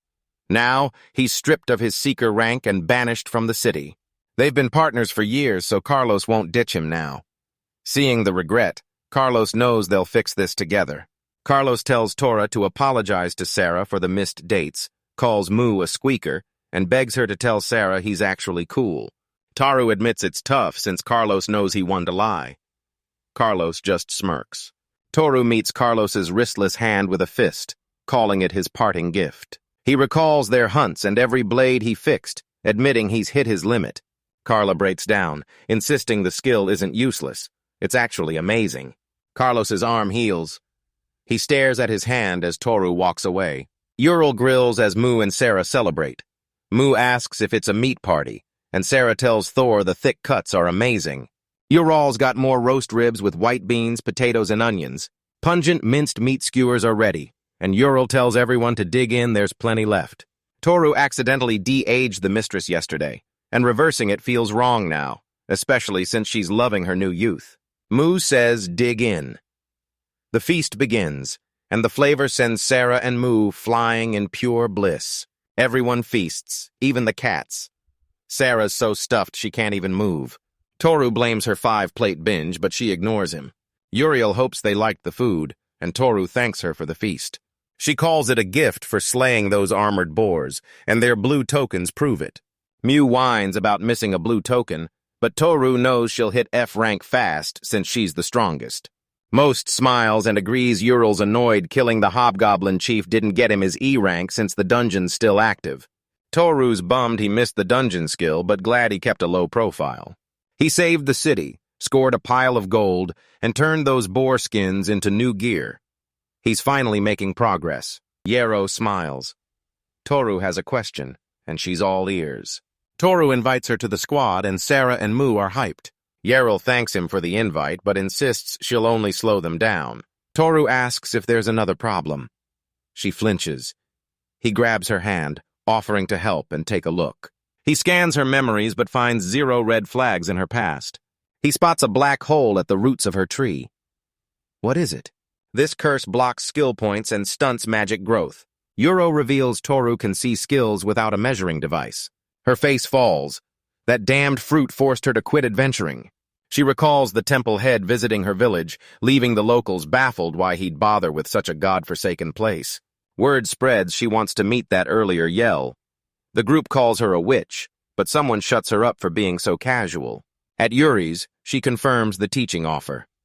The head says yes, and Yuri thanks her for the long journey. She refuses. The leader asks if a hero candidate like her quit because of the mage killer, but she stays silent. Master says killing the boss and sealing the skill tree's black hole usually spawns new fruit, but one dungeon hides a skill that curses magic users. She says it's just a rumor. kicked out or just bored. The reason she quit doesn't matter. He calls her White Ice and asks for her wisdom, so Yuriel reveals the temple head appointed her as a teacher. She's betting her dreams on the next generation, and Toru finally gets it. Toru checks the curse monster skill points are slashed by 10 times, and his magic pool drains instead of growing. He panicked, using max magic to find the right moment and heal her instantly. Sarah asks if his skill can just erase it. Toru can spam recovery on branches, but time reversal locks the skill fruit to the trunk. Sarah asks to look and Yuriel agrees, but Mew's too stuffed to help her out. Sarah warns her fall apart after eating and you'll turn into a fat cat. They sit by the ale, Mew grabs hands, and it begins. Instantly, all four land in front of Yuri's treat. Yuriel's stunned by the tree's clarity, Sarah calls it amazing, and Mew takes all the credit. Sarah's busy and postpones the plan, stroking her swirled hair. Sarah nears the fetus, eyes shut. The group panics, demanding to know her plan. Sarah acts and the fruit glows. Growth acceleration boosts her skill points and magic. Toru realizes. Sarah reversed the curse. Sarah says it was just a hunch and asks how she feels. Errol stays silent as the mistress tearfully lunges into her arms. Sarah smiles and hugs her back. Toru yanks Yuriel's hand. Suddenly, a scream erupts from between them. She can't breathe. Mew sits on Sarah's lap as Yuriel crushes them in a hug, while Toruru smiles nearby. Approaching the guild, Sarah notices the place is ghost town quiet. Toru says the Bosalia mission is finished, and the high rankers are back to their hunting grounds. Sarasa and Mew head off to prep. Mew promises a quick return, but Toru warns them not to overdo it. Thor says it's fine and tells Ural to follow. She's counting on him to lead the way. The place is empty, but one loudmouth remains. Toru tells Ural to switch stands. Toru asks the twin-tailed clerk for registration. She gives a distracted yes. Seeing Ural, she blushes and stammers. She mentions registration is open, introduces herself as Marika, and asks for her name. Ural introduces herself, so Marika hands her a registration form. Ural laughs, finally seeing the letters clearly. To register, he needs an introducer's token. Toru flashes his, and the worker inspects it. Marika reads the paper 22 years old, from Stola. She smiles, finally understanding her history, and sees no problems. Ural is actually Jura El Harele, forced to register as their granddaughter, and renamed Jura. Marika sets the ball down and asks Uro to touch it. He reaches out and does. Toru's stunned by Ural's skill tree. Ice Dream, Ice Crystals, and Snow Cover are maxed out, and every top branch is loaded with skill fruits. Ice Flower Camp is maxed, Freezing Mist is nearly done, and she's already mastered 4 skill trees out of a level 9 cap. Marika's impressed. After weighing her options, she happily awards her rank B. Toru demands to know why newbies don't start at G rank, making Marika snap as he keeps butting in. Toru plays it off, claiming he's just testing the system. If she ranks too high, it's trouble. Adventurers over 2 ranks apart can't party up, restricting their hunting grounds. Toru spots their usual server and halts Marika to check something. She snaps, demanding to know why since she's staff too. Ural calms her with a polite apology and asks for a moment. Marika instantly flips, smiling and agreeing to wait as long as it takes. His condition: let her touch Ural's hair. Blushing, she stares into his eye. Nearby, a customer demands the hero's name, but the clerk refuses to leak it per his request. He pushes for initials, but she shuts him down. Even those could blow his cover. The visitor is a woman. She warns they're getting nowhere, then resumes her interrogation. She demands her age after sacrificing so much, but the worker stalls enraged. The visitor snaps, asking why they can't even tell her that one simple thing. Toru approaches, reveals he's 39, and asks if they're finished. He pulls Enna aside, making her ask if something happened. Toru's registering a friend for a high rank. Anna asks if they used the measurement device, and Toru confirms it's done. Sorry, rank changes are locked. The new system is streamlined. Your rank only climbs as your skill tree grows. Toru's careless. After using the device, he can't even restore the hostess's skill tree. A uniformed man apologizes, guessing Toru wants a squad with his girl. This is Shika, head of the support squad. Toru agrees but asks to lower her rank. Shika stands firm. The lowest they can go is C rank. Toru notes they'll need E ranks to form a squad, but Shika grins, confident their promotion will solve everything. The Goblin Cave is the Ranky promotion test. It's unconquered, so since they found it, they get first dibs. He asks Toru you in. The invasion is over, but the cave remains unconquered. It's been days since the hobgoblin leader fell. He's likely already respawned. Toru agrees. The girl tracking him asks if he's the mystery hero, mocking his age and asking if this is his final shot at glory. Toru begs for forgiveness, admitting he lied. Stunned, she asks if it's true. The guy behind calls it another lie. Angry and confused, she demands the truth. She claims she was just curious about the man who rejected fame. Toru tells her they're done. She catches up and demands he wait. She's not done. Tor turns back, asking if she really has more to say. She hears he's raiding the dungeon and challenges him to a race to kill the dungeon lord first. He warns the dungeon is tiny solo entry only, and she's visibly uneasy. She lets Toru go first. Relieved, he smiles and tells her he owes her one. He warns her acting now lets a third party win, and they aren't even registered for the dungeon yet. Still fuming, she stalks Toru, pointing a finger and screaming for him to watch his back. Mu invites Thor for a bath. Seeing the kid, she blushes and wonders if he's married. Sarah steps forward, bows, and confirms the truth she's his wife. She calls them liars, never hearing about his wife or kid. The guy tells her to relax, assuming she's just one of Toru's acquaintances. Sarah introduces herself as Toru's squad mate and presents Mu wastes no time, inviting her to the bath for a back scrub. Bettina introduces herself and her butler Godan. Godan plays nice, but a disappointed Toru wishes they never met. Moose offers to get along. Godan sits, thanks her, and hands over a piece of candy to mark their meeting. She pops the candy and it's delicious honey. Sarah and Thor get offered some too. Diana laughs, telling her to keep sucking until their next meeting. She apologizes, heads out, and orders, go down to follow.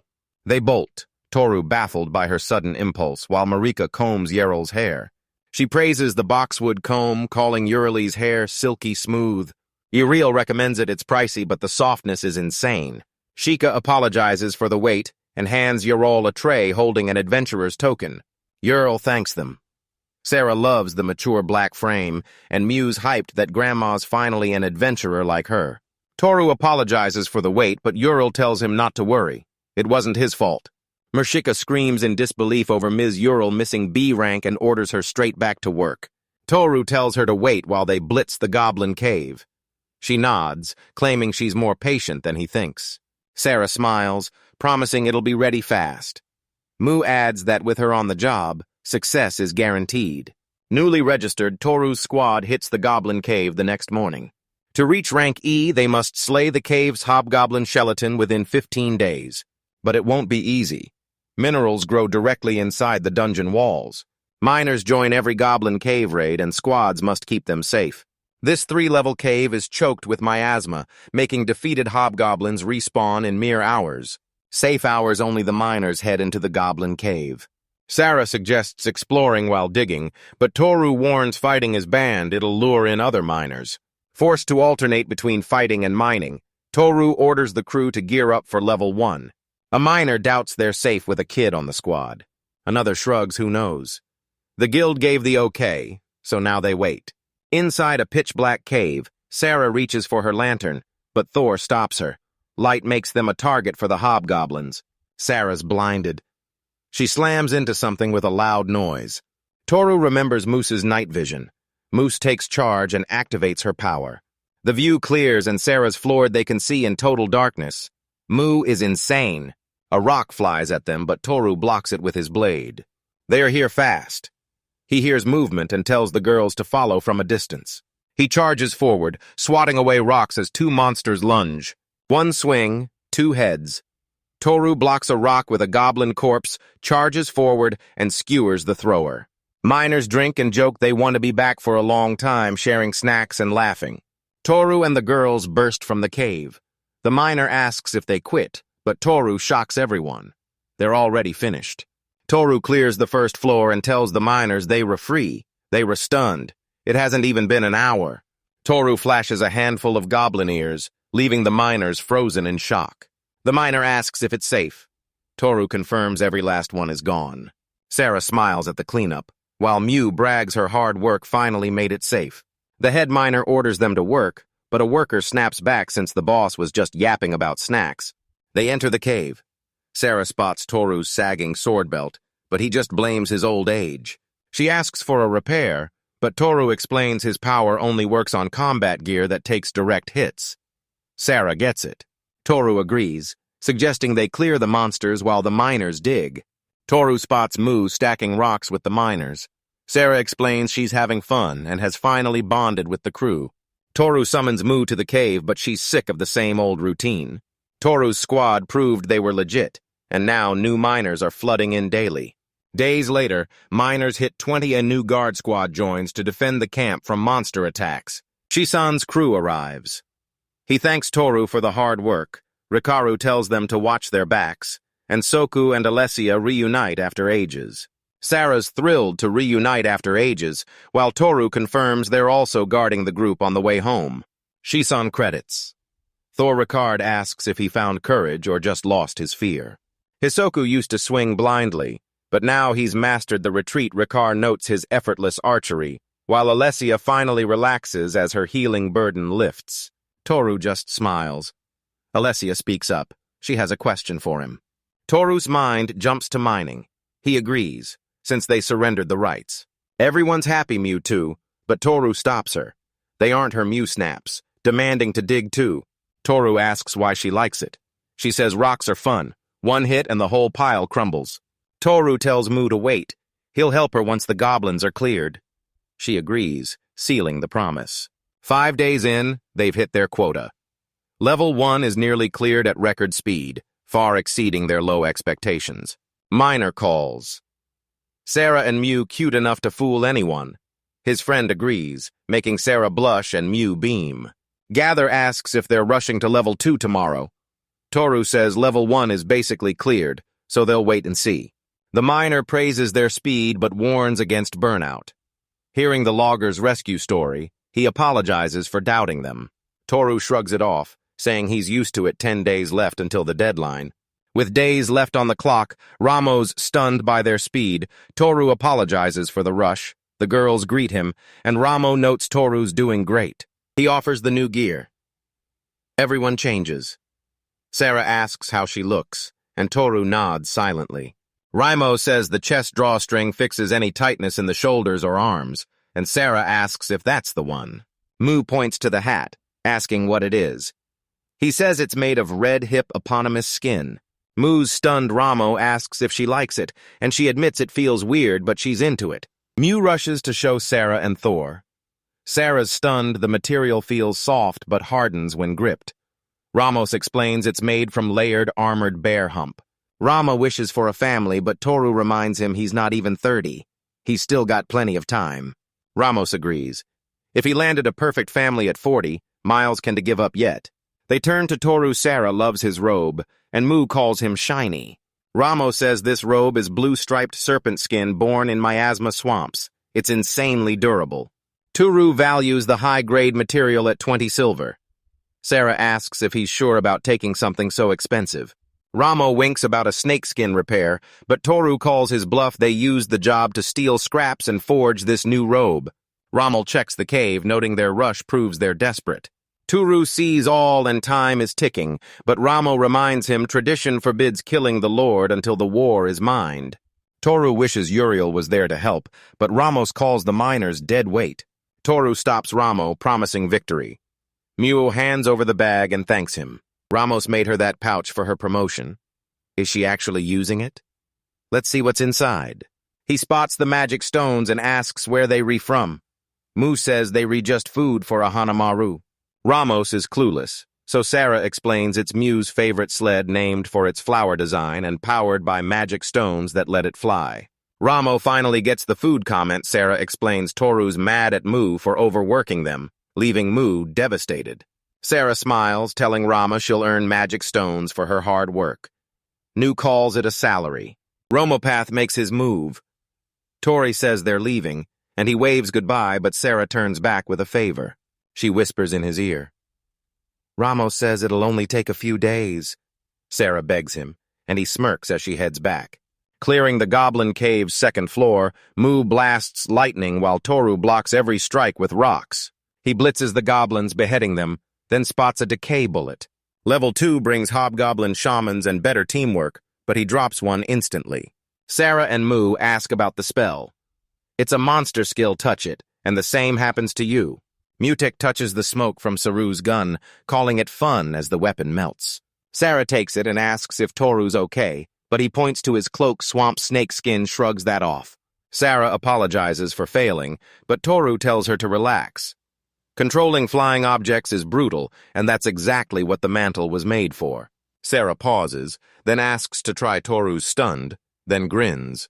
She enchants his cloak, and Toru's knife can't even scratch it. The material's gotten way stronger. Did the skill reverse her defense debuff? Sarah worries he'll keep spamming it, but Toru knows this is the secret to crushing the Labyrinth Lord. Wait. Sarah's thrilled, but Mu's already asking about the other key. What is it, and is it even tasty? Exiting the cave, the worried miners seek answers. Toru earns their trust, vowing to crush the threat so they don't have to worry. The miner grants permission, pushing for speed, but their bold plan catches him off guard. Toru calls cunning and adventurer Sonner, telling them to enter in 30 minutes. The kid asks if level 1 is enough. Toru confirms that S all it takes to bait the hobgoblin. Toru asks Season for backup, and the group confidently vows they've got his back. Entering the cave, Rakure worries for the old man. Hisoku asks if he's nervous. Rikaru thinks it's insane to use a crowd to bait the second-level goblins. It's a quick fix for the old man, but they'll have to fight every enemy at once. Hisoku laughs as Rikaru snaps, mocking the selfish jerk for finally worrying about someone else. 30 minutes later, it's go time. Rikara's fired up, but Hisoku says he won't even need to fight. Alessia snaps at them to shut up so she can concentrate. Miners follow them and Toru clears the first floor, and Sarah asks Mu for a look. Mu shows off her rock tower. Toru praises her but asks where the other monsters are. Mu tries to stall, distracted by the rocks, but Toru demands answers now. Mu triggers her ability, spots a massive goblin horde, and shouts that they're everywhere. Toru cheers it worked. He tells Sarah to hold the line, and she vows to cover his back.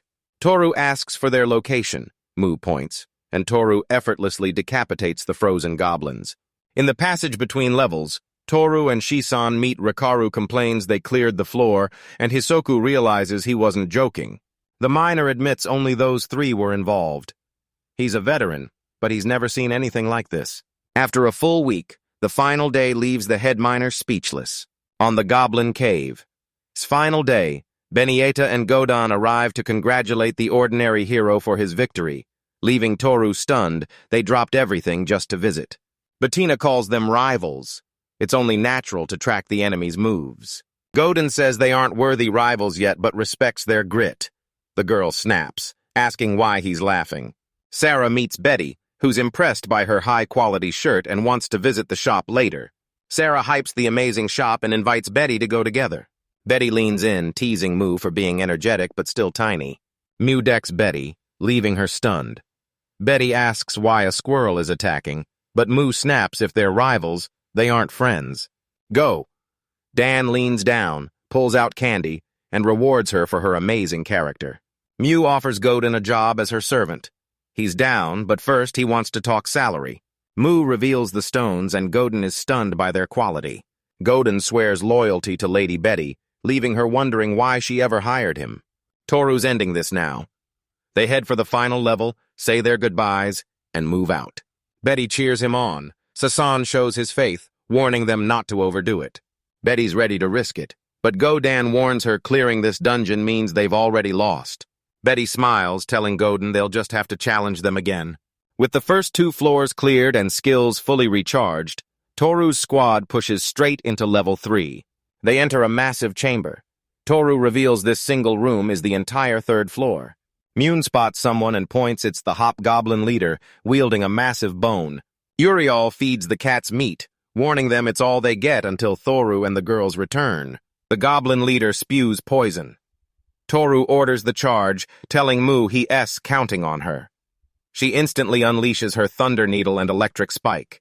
He gains the power, while she's mastered Thunder Force and Electric Spike without a skill tree reset for 15 days. Toru tells Sarah to relax, but she's just bursting with energy. Toru swings his blade. The leader roars and Toru charges as the beast strikes back. Toru dodges instantly, severs the monster's weapon hand, and it screams in pain. Toru strikes again, grazing his mouth and drawing blood. Toru repositions and strikes his neck.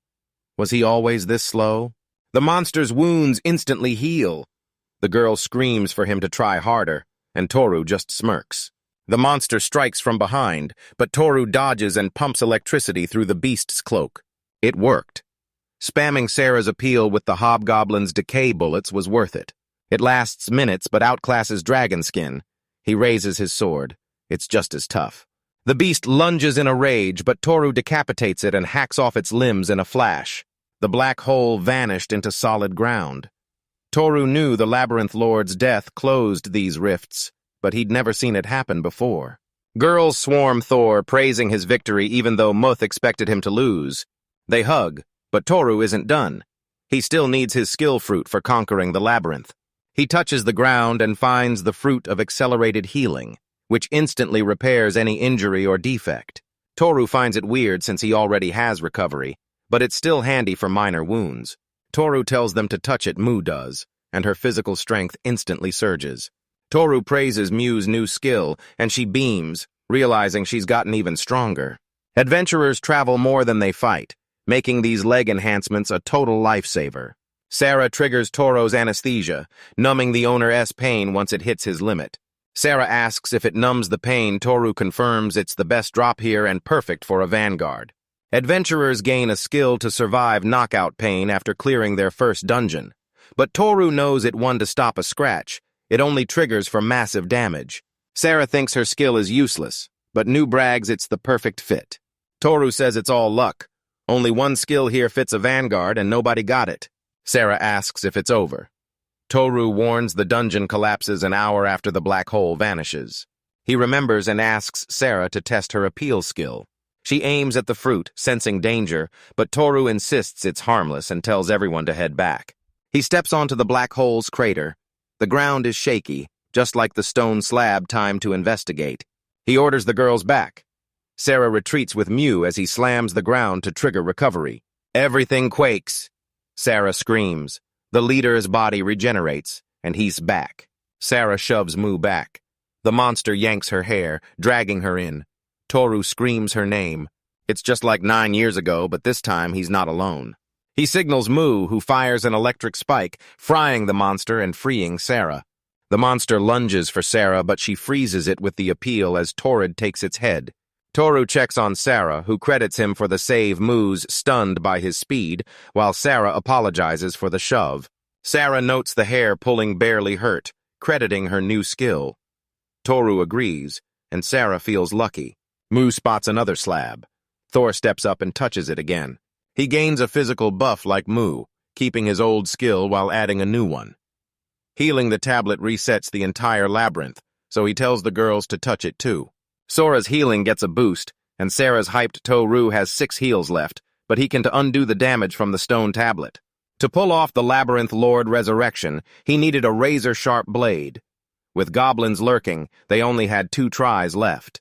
Toru wants to try, but Sarah's shocked is he really removing that stone slab. Tourist takes charge, ordering Mu to fire a Thunder Needle spike while Sarah sticks close. Round 3. Toru gets pain relief, Mu heals fast, and Sora gets a physical buff. 4th try. Toru and Sora get a magic boost while Mu's pain vanishes.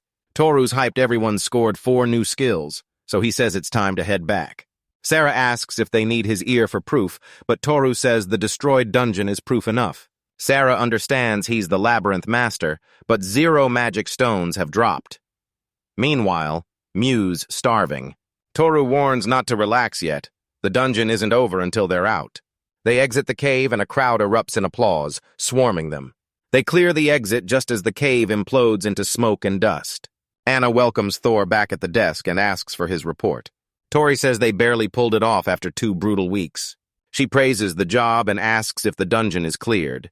He confirms it's gone. These guys are the real deal.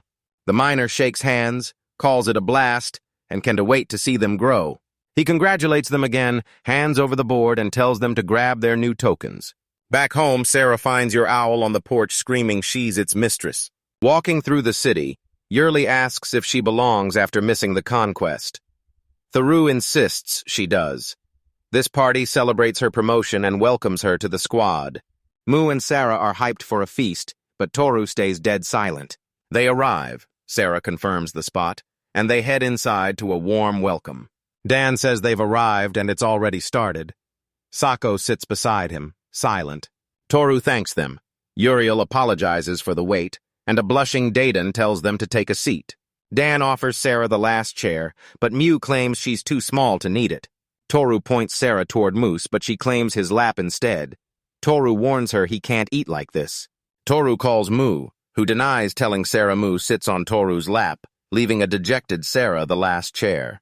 Dadon notes they're doing well, but Mu doesn't recognize him and demands his name. Toru reminds her he came to fix the wall before, but Sarah notes his hair was way shaggier then. Toru used restoration to fix his hair and Dadon cracks up. Food arrives and Dadon tells everyone to dig in. It's his treat. They all thank him. Sako eyes the priciest items, but Dadon snaps, telling him to lay off the expensive menu. Sako mocks his pettiness as an ex-adventurer and asks Urela's take. She admits she's down just a little. Sako demands seconds. Ural checks if Dan's okay, but he screams to bring the barrel and the beans right now. Toru orders his usual potatoes and sausage, and Dadon is fed up with the routine. Toru asks for regular drinks. The waiter offers orange juice, and he orders 2. Toru lets Sarah order anything. She picks meat, but the waiter reveals her dish is actually a giant caterpillar foot. Sarah loves the soft, delicious taste, and Mugris agrees, offering her another bite of the meatballs. Sarah asks what it is. The waiter says it's skewered lizard fat and cartilage, fried and stewed. Sarah loves the food, the waiter thanks them, and Mu agrees. Sarah's stunned by the flavor. Smiling, the waiter hands her a plate to try. She sips the broth, shocked by the flavor, but the waiter asks if she knows it's just stewed meat. Sarah uncovers the secret and demands the recipe. He refuses, warning that if she ruins the broth, she fails. Sarah stares at the broth, repeating his words. The waiter warns her that mastery requires the basics, and she takes it to heart. Toru's served potatoes and sausage Mo dives in, but Toru tells her to slow down. Toru warns her it'll burn, but she ignores him and eats it anyway. She bursts into flames, screaming in agony as Toru reminds her he warned her. Mu clings to Isle's legs. She calls Thor stupid, and he tells her that's exactly why she needs to listen. He pats her head. He could heal her, but he wanted to spoil her. Ural pulls Mu into a hug. The Don gets nostalgic for his son, while Sako compares her to his own stubborn daughter. Toru calls Mu selfish. Dadon warns him to value what he has, but Toru's clueless. Dadon asks for advice, and the answer is simple. Give her enough love. Dadon says scolding is useless. He just needs to be there for the kid. Toru asks what to do next. The Don says it's fine, selfishness fuels motivation. Let her vent and hear her out. Ural loves the advice. Don blushes hard, feeling young again after a compliment from the beauty. Sarah gets an idea and points, but Mu says she's gone. Sarah points to Mr. Mew's chest, and Mew spots the badge. She shrieks Ohanamaru and asks if he likes flowers. Dadon admits he doesn't hate them. Torum knows this flower is special. Master looted it from the labyrinth's deepest boss, the multi-headed snake's comb. Mu calls Dadon Mr. Flower. He plays dumb, just glad she's back to normal. Dadon pats her head, praising her cheer. Sako says Flower Grandfather fits him perfectly, but Dadon reveals he has a nickname too. Move shouts. Sako has military eyes. Dodon mocks the serious fighter for being spoiled, but Sako retorts that hard workers Don T have time for sleep. Mew knows the struggle firsthand. Sako says only the capable can pull it off. Moose insists she can, stacking stones while everyone laughs. Toru thanks Sarah for the distraction. She reveals her thoughts. She vows to make a killer broth, leaving him baffled but wishing her luck. At the guild, the math doesn't add up. Sako notes the rainstones are the biggest outlier. Taro and the girls arrive. Mu yells, "He's been missing since last night." Dadon asks, Are they really heading to the new hunting grounds? He spots Yuriel and blushes, saying it suits her, while Sako freezes in shock. Yuriel thanks him. Mul tells Dadon to lean in, then grabs his beard. Unfazed, the Don keeps asking if Sako knows the magic crystal's location. Sako found no evidence at the temple. It was likely dumped in another city. The Don links this to the wind user. Mu swings from his beard, shocking the passing adventurers. Mu drops his beard, Sako snatches it, and claims his hand slipped while holding on. Mu thanks Sleepy Mister, leaving the soldiers behind him frozen with their jaws dropped. Someone tries to stop it, but Sako shuts them down. Dadon demands a report, and Mu promises they'll see the flower. Dadon pats her head, promising they'll meet again, then taps Toru's shoulder and heads out. Sako confirms Toru hit E rank, warning him that non-interference ends in 5 months. Is that enough time? Toru grabs Move as Soko warns him the next hunting rounds won't be this easy. Soon, Yuriel and the group speed off in a cart. Muse crashed on Uriel's lap. Yuriel says she was hyped to leave, but now she's out cold. Sarah's bored, so Toru takes watch while they rest. Their cheap wagon-top seats have a killer view, but forest goblins are a constant threat. Sarah wants to talk, but Toru insists adventurers rest whenever they can. Ural offers Thor her free leg, so Boar rests his head there first. He thanks her and heads out, so Sarah invites him to sleep with her next time. Toru thanks her, then asks her to lie down beside him. Sarah's stunned. Year-old watches with a calm smile. Red Sarah waits for total privacy to avoid interruptions. Toru admits nullification was the only reason they won. Sarah saw everything, and now she's grinding to hit level 2 this trip. Sarah vows to make a perfect broth while Yuriel and Toru watch lovingly. They reach a house and Toru wakes Mu, who instantly asks for breakfast. They enter a lounge where Toru hits the reception desk. The clerk confirms and immediately pegs him as a rookie. The worker welcomes them to the River of Blood adventure, then gets instantly killed. Rishi of the Fukusui family introduces himself as the man in charge. Toru thanks him as Ural greets the group. Mu instantly demands 3 bowls of meat dango, but Sarah introduces herself and tells Mu to chill. This isn't a restaurant. Rishi explains the rules. Return carriages leave daily at 3 p.m., so don't miss yours. Weekends get packed, so book ahead. Toru asks to hitch a ride on the passing carriages, but Rishi says they're strictly for construction gear with 0 room for passengers. Rishi spots hunting grounds ahead. The Blood River is surging, drawing 10 adventurers to the scene. Groups hunt separate zones to avoid chaos. He hoped they got the message. Upstream, Red Iron warriors rival White Iron elites. Cross the riverbed to find the hunting grounds downstream. To cross, Toru notes they must beat 10 massive hippos upstream. Hunting grounds were packed and restricted, but that was a different story. Toru asks how work is split. Rishi explains it's all about drive, show up during the day, and you'll rank among the best. Toru asks about the beef between hunters and adventurers, confirming rumors of a massive blood feud. Rishi disagrees he wants to act, but he lacks the manpower. He'll supply any weapons or gear they need, so don't be shy, just ask. Rishi finishes and asks for questions. To Rishi says they're all set. Rishi hands over the papers Mu offers to sign, but Toru shuts her down. It needs his name. Mute slumps in sadness. Toru recalls Dadon's advice, shower her with love.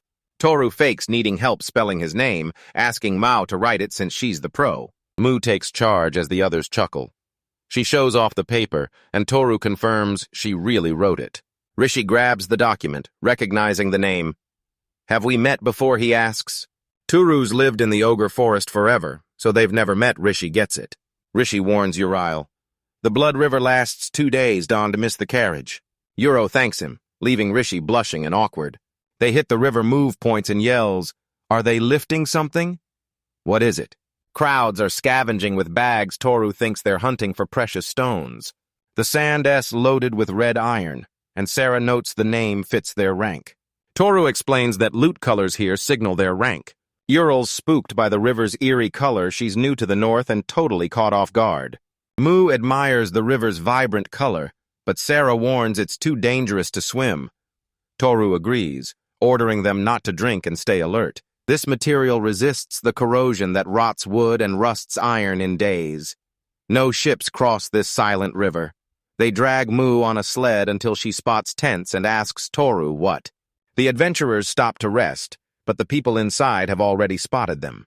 They recognize him from the forest, the guy who crushed Roussel and reached the temple. Rumors say he can solo entire armies, and losing to an old man would be a total disgrace. They spot Mu's red outfit and freeze. No way these guys are real adventurers. Toru finds a spot and asks to stay. The group agrees and gears up. A man approaches, demanding to know their business. Toru claims they're just hunting, but the stranger snaps that this spot is already taken. Toru apologizes, claiming he saw nothing and had no clue it was taken. The man says to check for tents, even though most are empty. Toru picked the spot just to be near the branch. The man leads them to the shore. 10 minutes later, Toru notes how far apart the tents are. Toru asks to hunt at a tent, but the silent man just points to a cross sign. Toru asks if it's impossible. The man tells him to drop dead. Toru's baffled. She smiles, warning him the rain is dangerous. Toru agrees this downpour is a real threat. Toru urges the girls forward while Mu sleeps on the sled. Sarah looks for shelter, but Toru starts choking hard. Toru notices Yuriel looks down and checks on her. She hesitates, so he calls for a break. Yuriel gasps, realizing she's lost the strength she had 20 years ago. She wants an easy path, but those peaceful days are officially over. This miasma mutated plant drains the life from everything nearby, turning this area into a total dead zone where nothing survives. He asks what happened. Toru claims they are just resting, but he questions the sudden timing. He doesn't wait, screaming he's done and they need to leave now. Mu wakes up asking what happened, but the man just repeats his order to leave. Thor claims it's hopeless, hoping she'll object, then scoops her up and moves on. Yuriel blushes and apologizes for the trouble, but Toru smiles and tells her not to sweat it. Mu asks if he's carrying her. Sarah confirms, admitting she's a little jealous. Saku warns the next hunt is far. Passing a tent, Toru finds nothing and pushes forward. They approach the tent to ask for space while the man eyes Yuriel's body. He grins, calling it empty, while the crowd inside shares a suspicious smile. Sarah finds a clear spot away from the tent and tells Toru to unpack, but he asks for a hand. Mugo heads out, promising a quick return. Toru warns her stay away from the river. Everyone thanks Thor, but she tells her they need rest first. Toru hands her a chair. She collapses with a sigh, apologizing for being out of shape and losing her edge. Toru says it's fine, let her rest. Sarah demands details on where it goes. Toru leaves to help with the tent, while Ural tells him not to worry. Mu grabs the massive stones. Toru and Sarah hold the edges, hammering a nail with a rock. Toru calls it High Five Saru and tells him they did great. Sarah couldn't find a table, but she found coasters that instantly heat food and drinks. The old man brings hot tea and tells them to drink up. Sarah sips her tea. Feeling great, Toru calls Mu over, but she yells she's coming while still stacking stone towers. She slams another stone into the tower, sending the rest flying. She's loving it, but Toru's baffled. Is this actually fun? Near the river, Toru halts the group to scout ahead, ordering Mood to guard the eye while he inspects the stones. They obey. Sarah warns him, Yuriel understands, and Mu screams her love, tossing him her electric spike. He approaches, hit by a sense of déjà vu he can't quite place. What's waiting across the river? Stones shift underfoot as black frogs burst from the water. One lunges at Thor. He steps back as 4 more frogs close in. Yuriel fears the ox spirits are pissed she has to act. She casts a sleep spell, knocking the beasts out. Sarah's hyped and Mu yells they won to lose, but Ural warns them to stay quiet or they'll wake up. This single target spell fades fast, but a special magic injection keeps its power from dropping. He's burning tons of mana, but his massive reserves are bottomless. Universal spells spread uniquely and pack massive power. Toru slashes monsters, but these frogs are a nightmare. Poison spines and thick slime make their skin impenetrable, and one touch means death. He's finishing the last one, glad they're paralyzed. An arrow ricochets off his sword into the dirt. Toru spins to face his neighbor. Taru draws his arrows, demanding a plan. His foe sneers. You mean this arrow? He grins, apologizing for the miss, and demands it back since it's still scratch-free. Toru warns him to be careful, but he snaps back, telling him to shut up and hand it over. Toru extends the arrow. The man grabs it, but Toru won to let go, making the man's hand tremble. Panicking, he screams to fire the arrow. His allies agree, ready to strike the second they get the signal. Sarah screams for his safety while Mu urges him on. Toru fires, and they strike back with fury. Toru warns the girls it's unsafe and they need to move. The trio pushes on. One points ahead as the archer notches an arrow and takes aim. Toru and the girls are chatting when the bowstring snaps, hitting the man right in the face. Sarah turns to find him kneeling in pain. Toru eyes his hand, reminding him he warned him to be careful. Blood stains the river. Yuriel sleeps the frogs again. Thorper finishes them off, and Sarah and Mu stand behind. Toru's squad hit the riverbank downstream, clear of the archer ambush. Toru slashes the frog, but a giant fish leaps out, blasting him with strange, bubbling liquid. Toru leaps back, but the liquid follows. She snaps her cloak up to block the poison. The fish sprays the girls, but Sarah reacts fast, using her appeal to redirect the poison back down. The liquid hits the survivors, knocking them out as they croak one by one. Her owl jumps back in, dropping a freezing fog and blasting it straight back at the frogs. They freeze. Awake but paralyzed, their only sign of life is a slight tremble. Toru swings, but the frogs suddenly bolt back to the river. Toru chases them, but the fish breaches and spits poison. Toru dodges, slamming onto his back as rocks scatter. Toru freezes as poison flies his way, but Sarah transforms, blocking the attack and reflecting it into the river. The frogs dive into the river. Sarah screams they escaped and tells the fish to back off. Move gloats they fled in terror, while Yuriel regrets not freezing them solid. Sarah apologizes, wishing she could stop them for good. Toru just smiles, telling her it's not her fault. Sarah's devastated Toru ignores her, heading to a dead frog and slicing out its tongue. Mu asks if he cut her tongue. He holds it up as proof of defeat, warning her it's poisonous. The blade cracks and melts against his tongue, but he restores it instantly. Tor hits the river, heading downstream for more hunting room. Relaxing over tea, Toru notes the monsters are thinning out. Only Mu's in high spirits, busy sorting the loot. Toru calls the frog a total hassle, while Ural sips his tea, enjoying the vibe. Mu lunges into a neck hug, but Toru just grips his tea and warns her to be careful. Sarah spots them, ditches her tea, and sprints to join the hug. Uro sees he's a good person, Sarah says. Hugging Thor makes her problems vanish, then asks Uro what he thinks of her. Ural pauses, likes the plan, and pulls her chair to Thor. She hugs him beside Mu as they both close their eyes in the calm. Mu asks why Toru looks so gloomy, but he just sips his tea and says every man looks like this. Moose jokes he's just too cute. Toru smiles back, making Moose's grin even wider. They huddle together as Toru asks if they should switch hunting grounds. She opens her eyes and says it's fine, but Sarah warns they won't fit with all these fish. Toru can't handle the hits, he's just scared they'll wake up. Sarah pulls back, asking why he won't just put them back to sleep. Closing his eyes, your eye calls the creatures interesting while clinging to Thor. She calls the river powerful water magic, but spots a weakness spamming the same attack nerfs its power. Toru asks if monsters build resistance. Avril smiles, confirming it. Mu's hyped to go, but Toru demands she master swimming first. Sarah warns her to practice, and Mu agrees to try. Sipping his tea, Toru tells the group they need to wait right here. The girls are still holding him, but Ural's exhausted and calls for a rest. Mu asks if dinner is ready. Toru hangs his head. Annoyed, Sarah's confused and asks what's wrong. Toru snaps his head back, yelling at them to stop sitting there and staring. The leader clicks his tongue. They're spotted. His partner snaps for moving too soon, but he was just eager to start. The third guy just grins, mesmerized by Guy 1 wants sweet and modest girls, but Guy 3 demands charm and seriousness. They clash over what defines beauty until they start throwing hands. Toru grits his teeth. The middleman breaks them up, apologizing and telling them to continue, but Toru screams at him to shut up. The brothers introduce themselves, the responsible eldest, Ninlos, the honest middle son, and Gugtov, the youngest and most attentive. Elders smack his head, demanding answers, then go right back to brawling.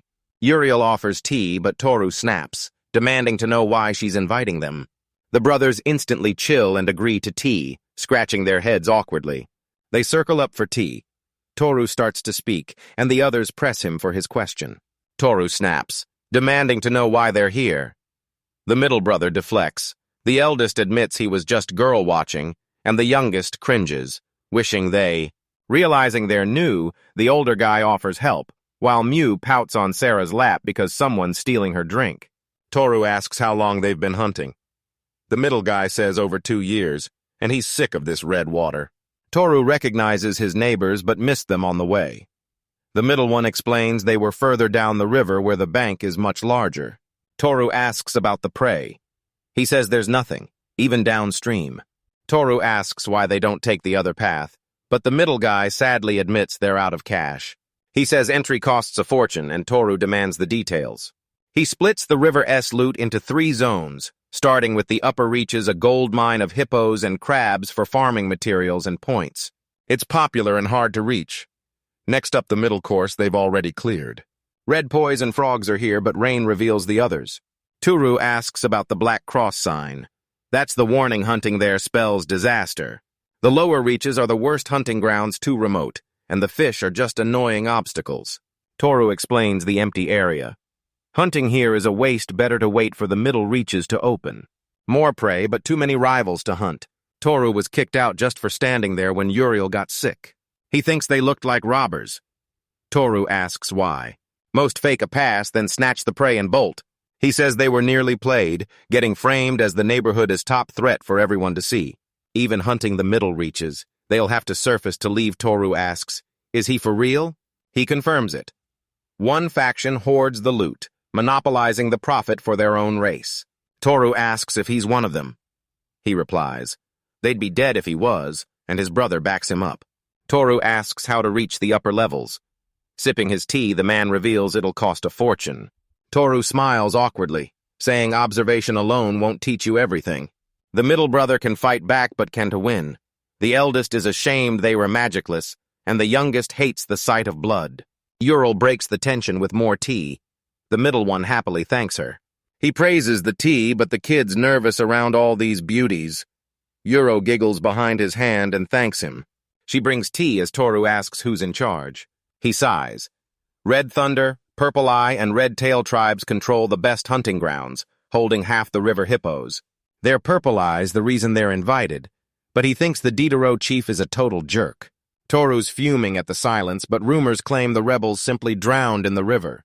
Silence falls as Toru recalls Rishi's worried face asking about the conflict. The black suits are running wild, and they're from the Adventurers' Security Department. Toru asks what's next, but the brothers are clueless and demand he explain. Toru asks if they're done. The middle guy smirks. Toru's no slouch, and they've got a plan.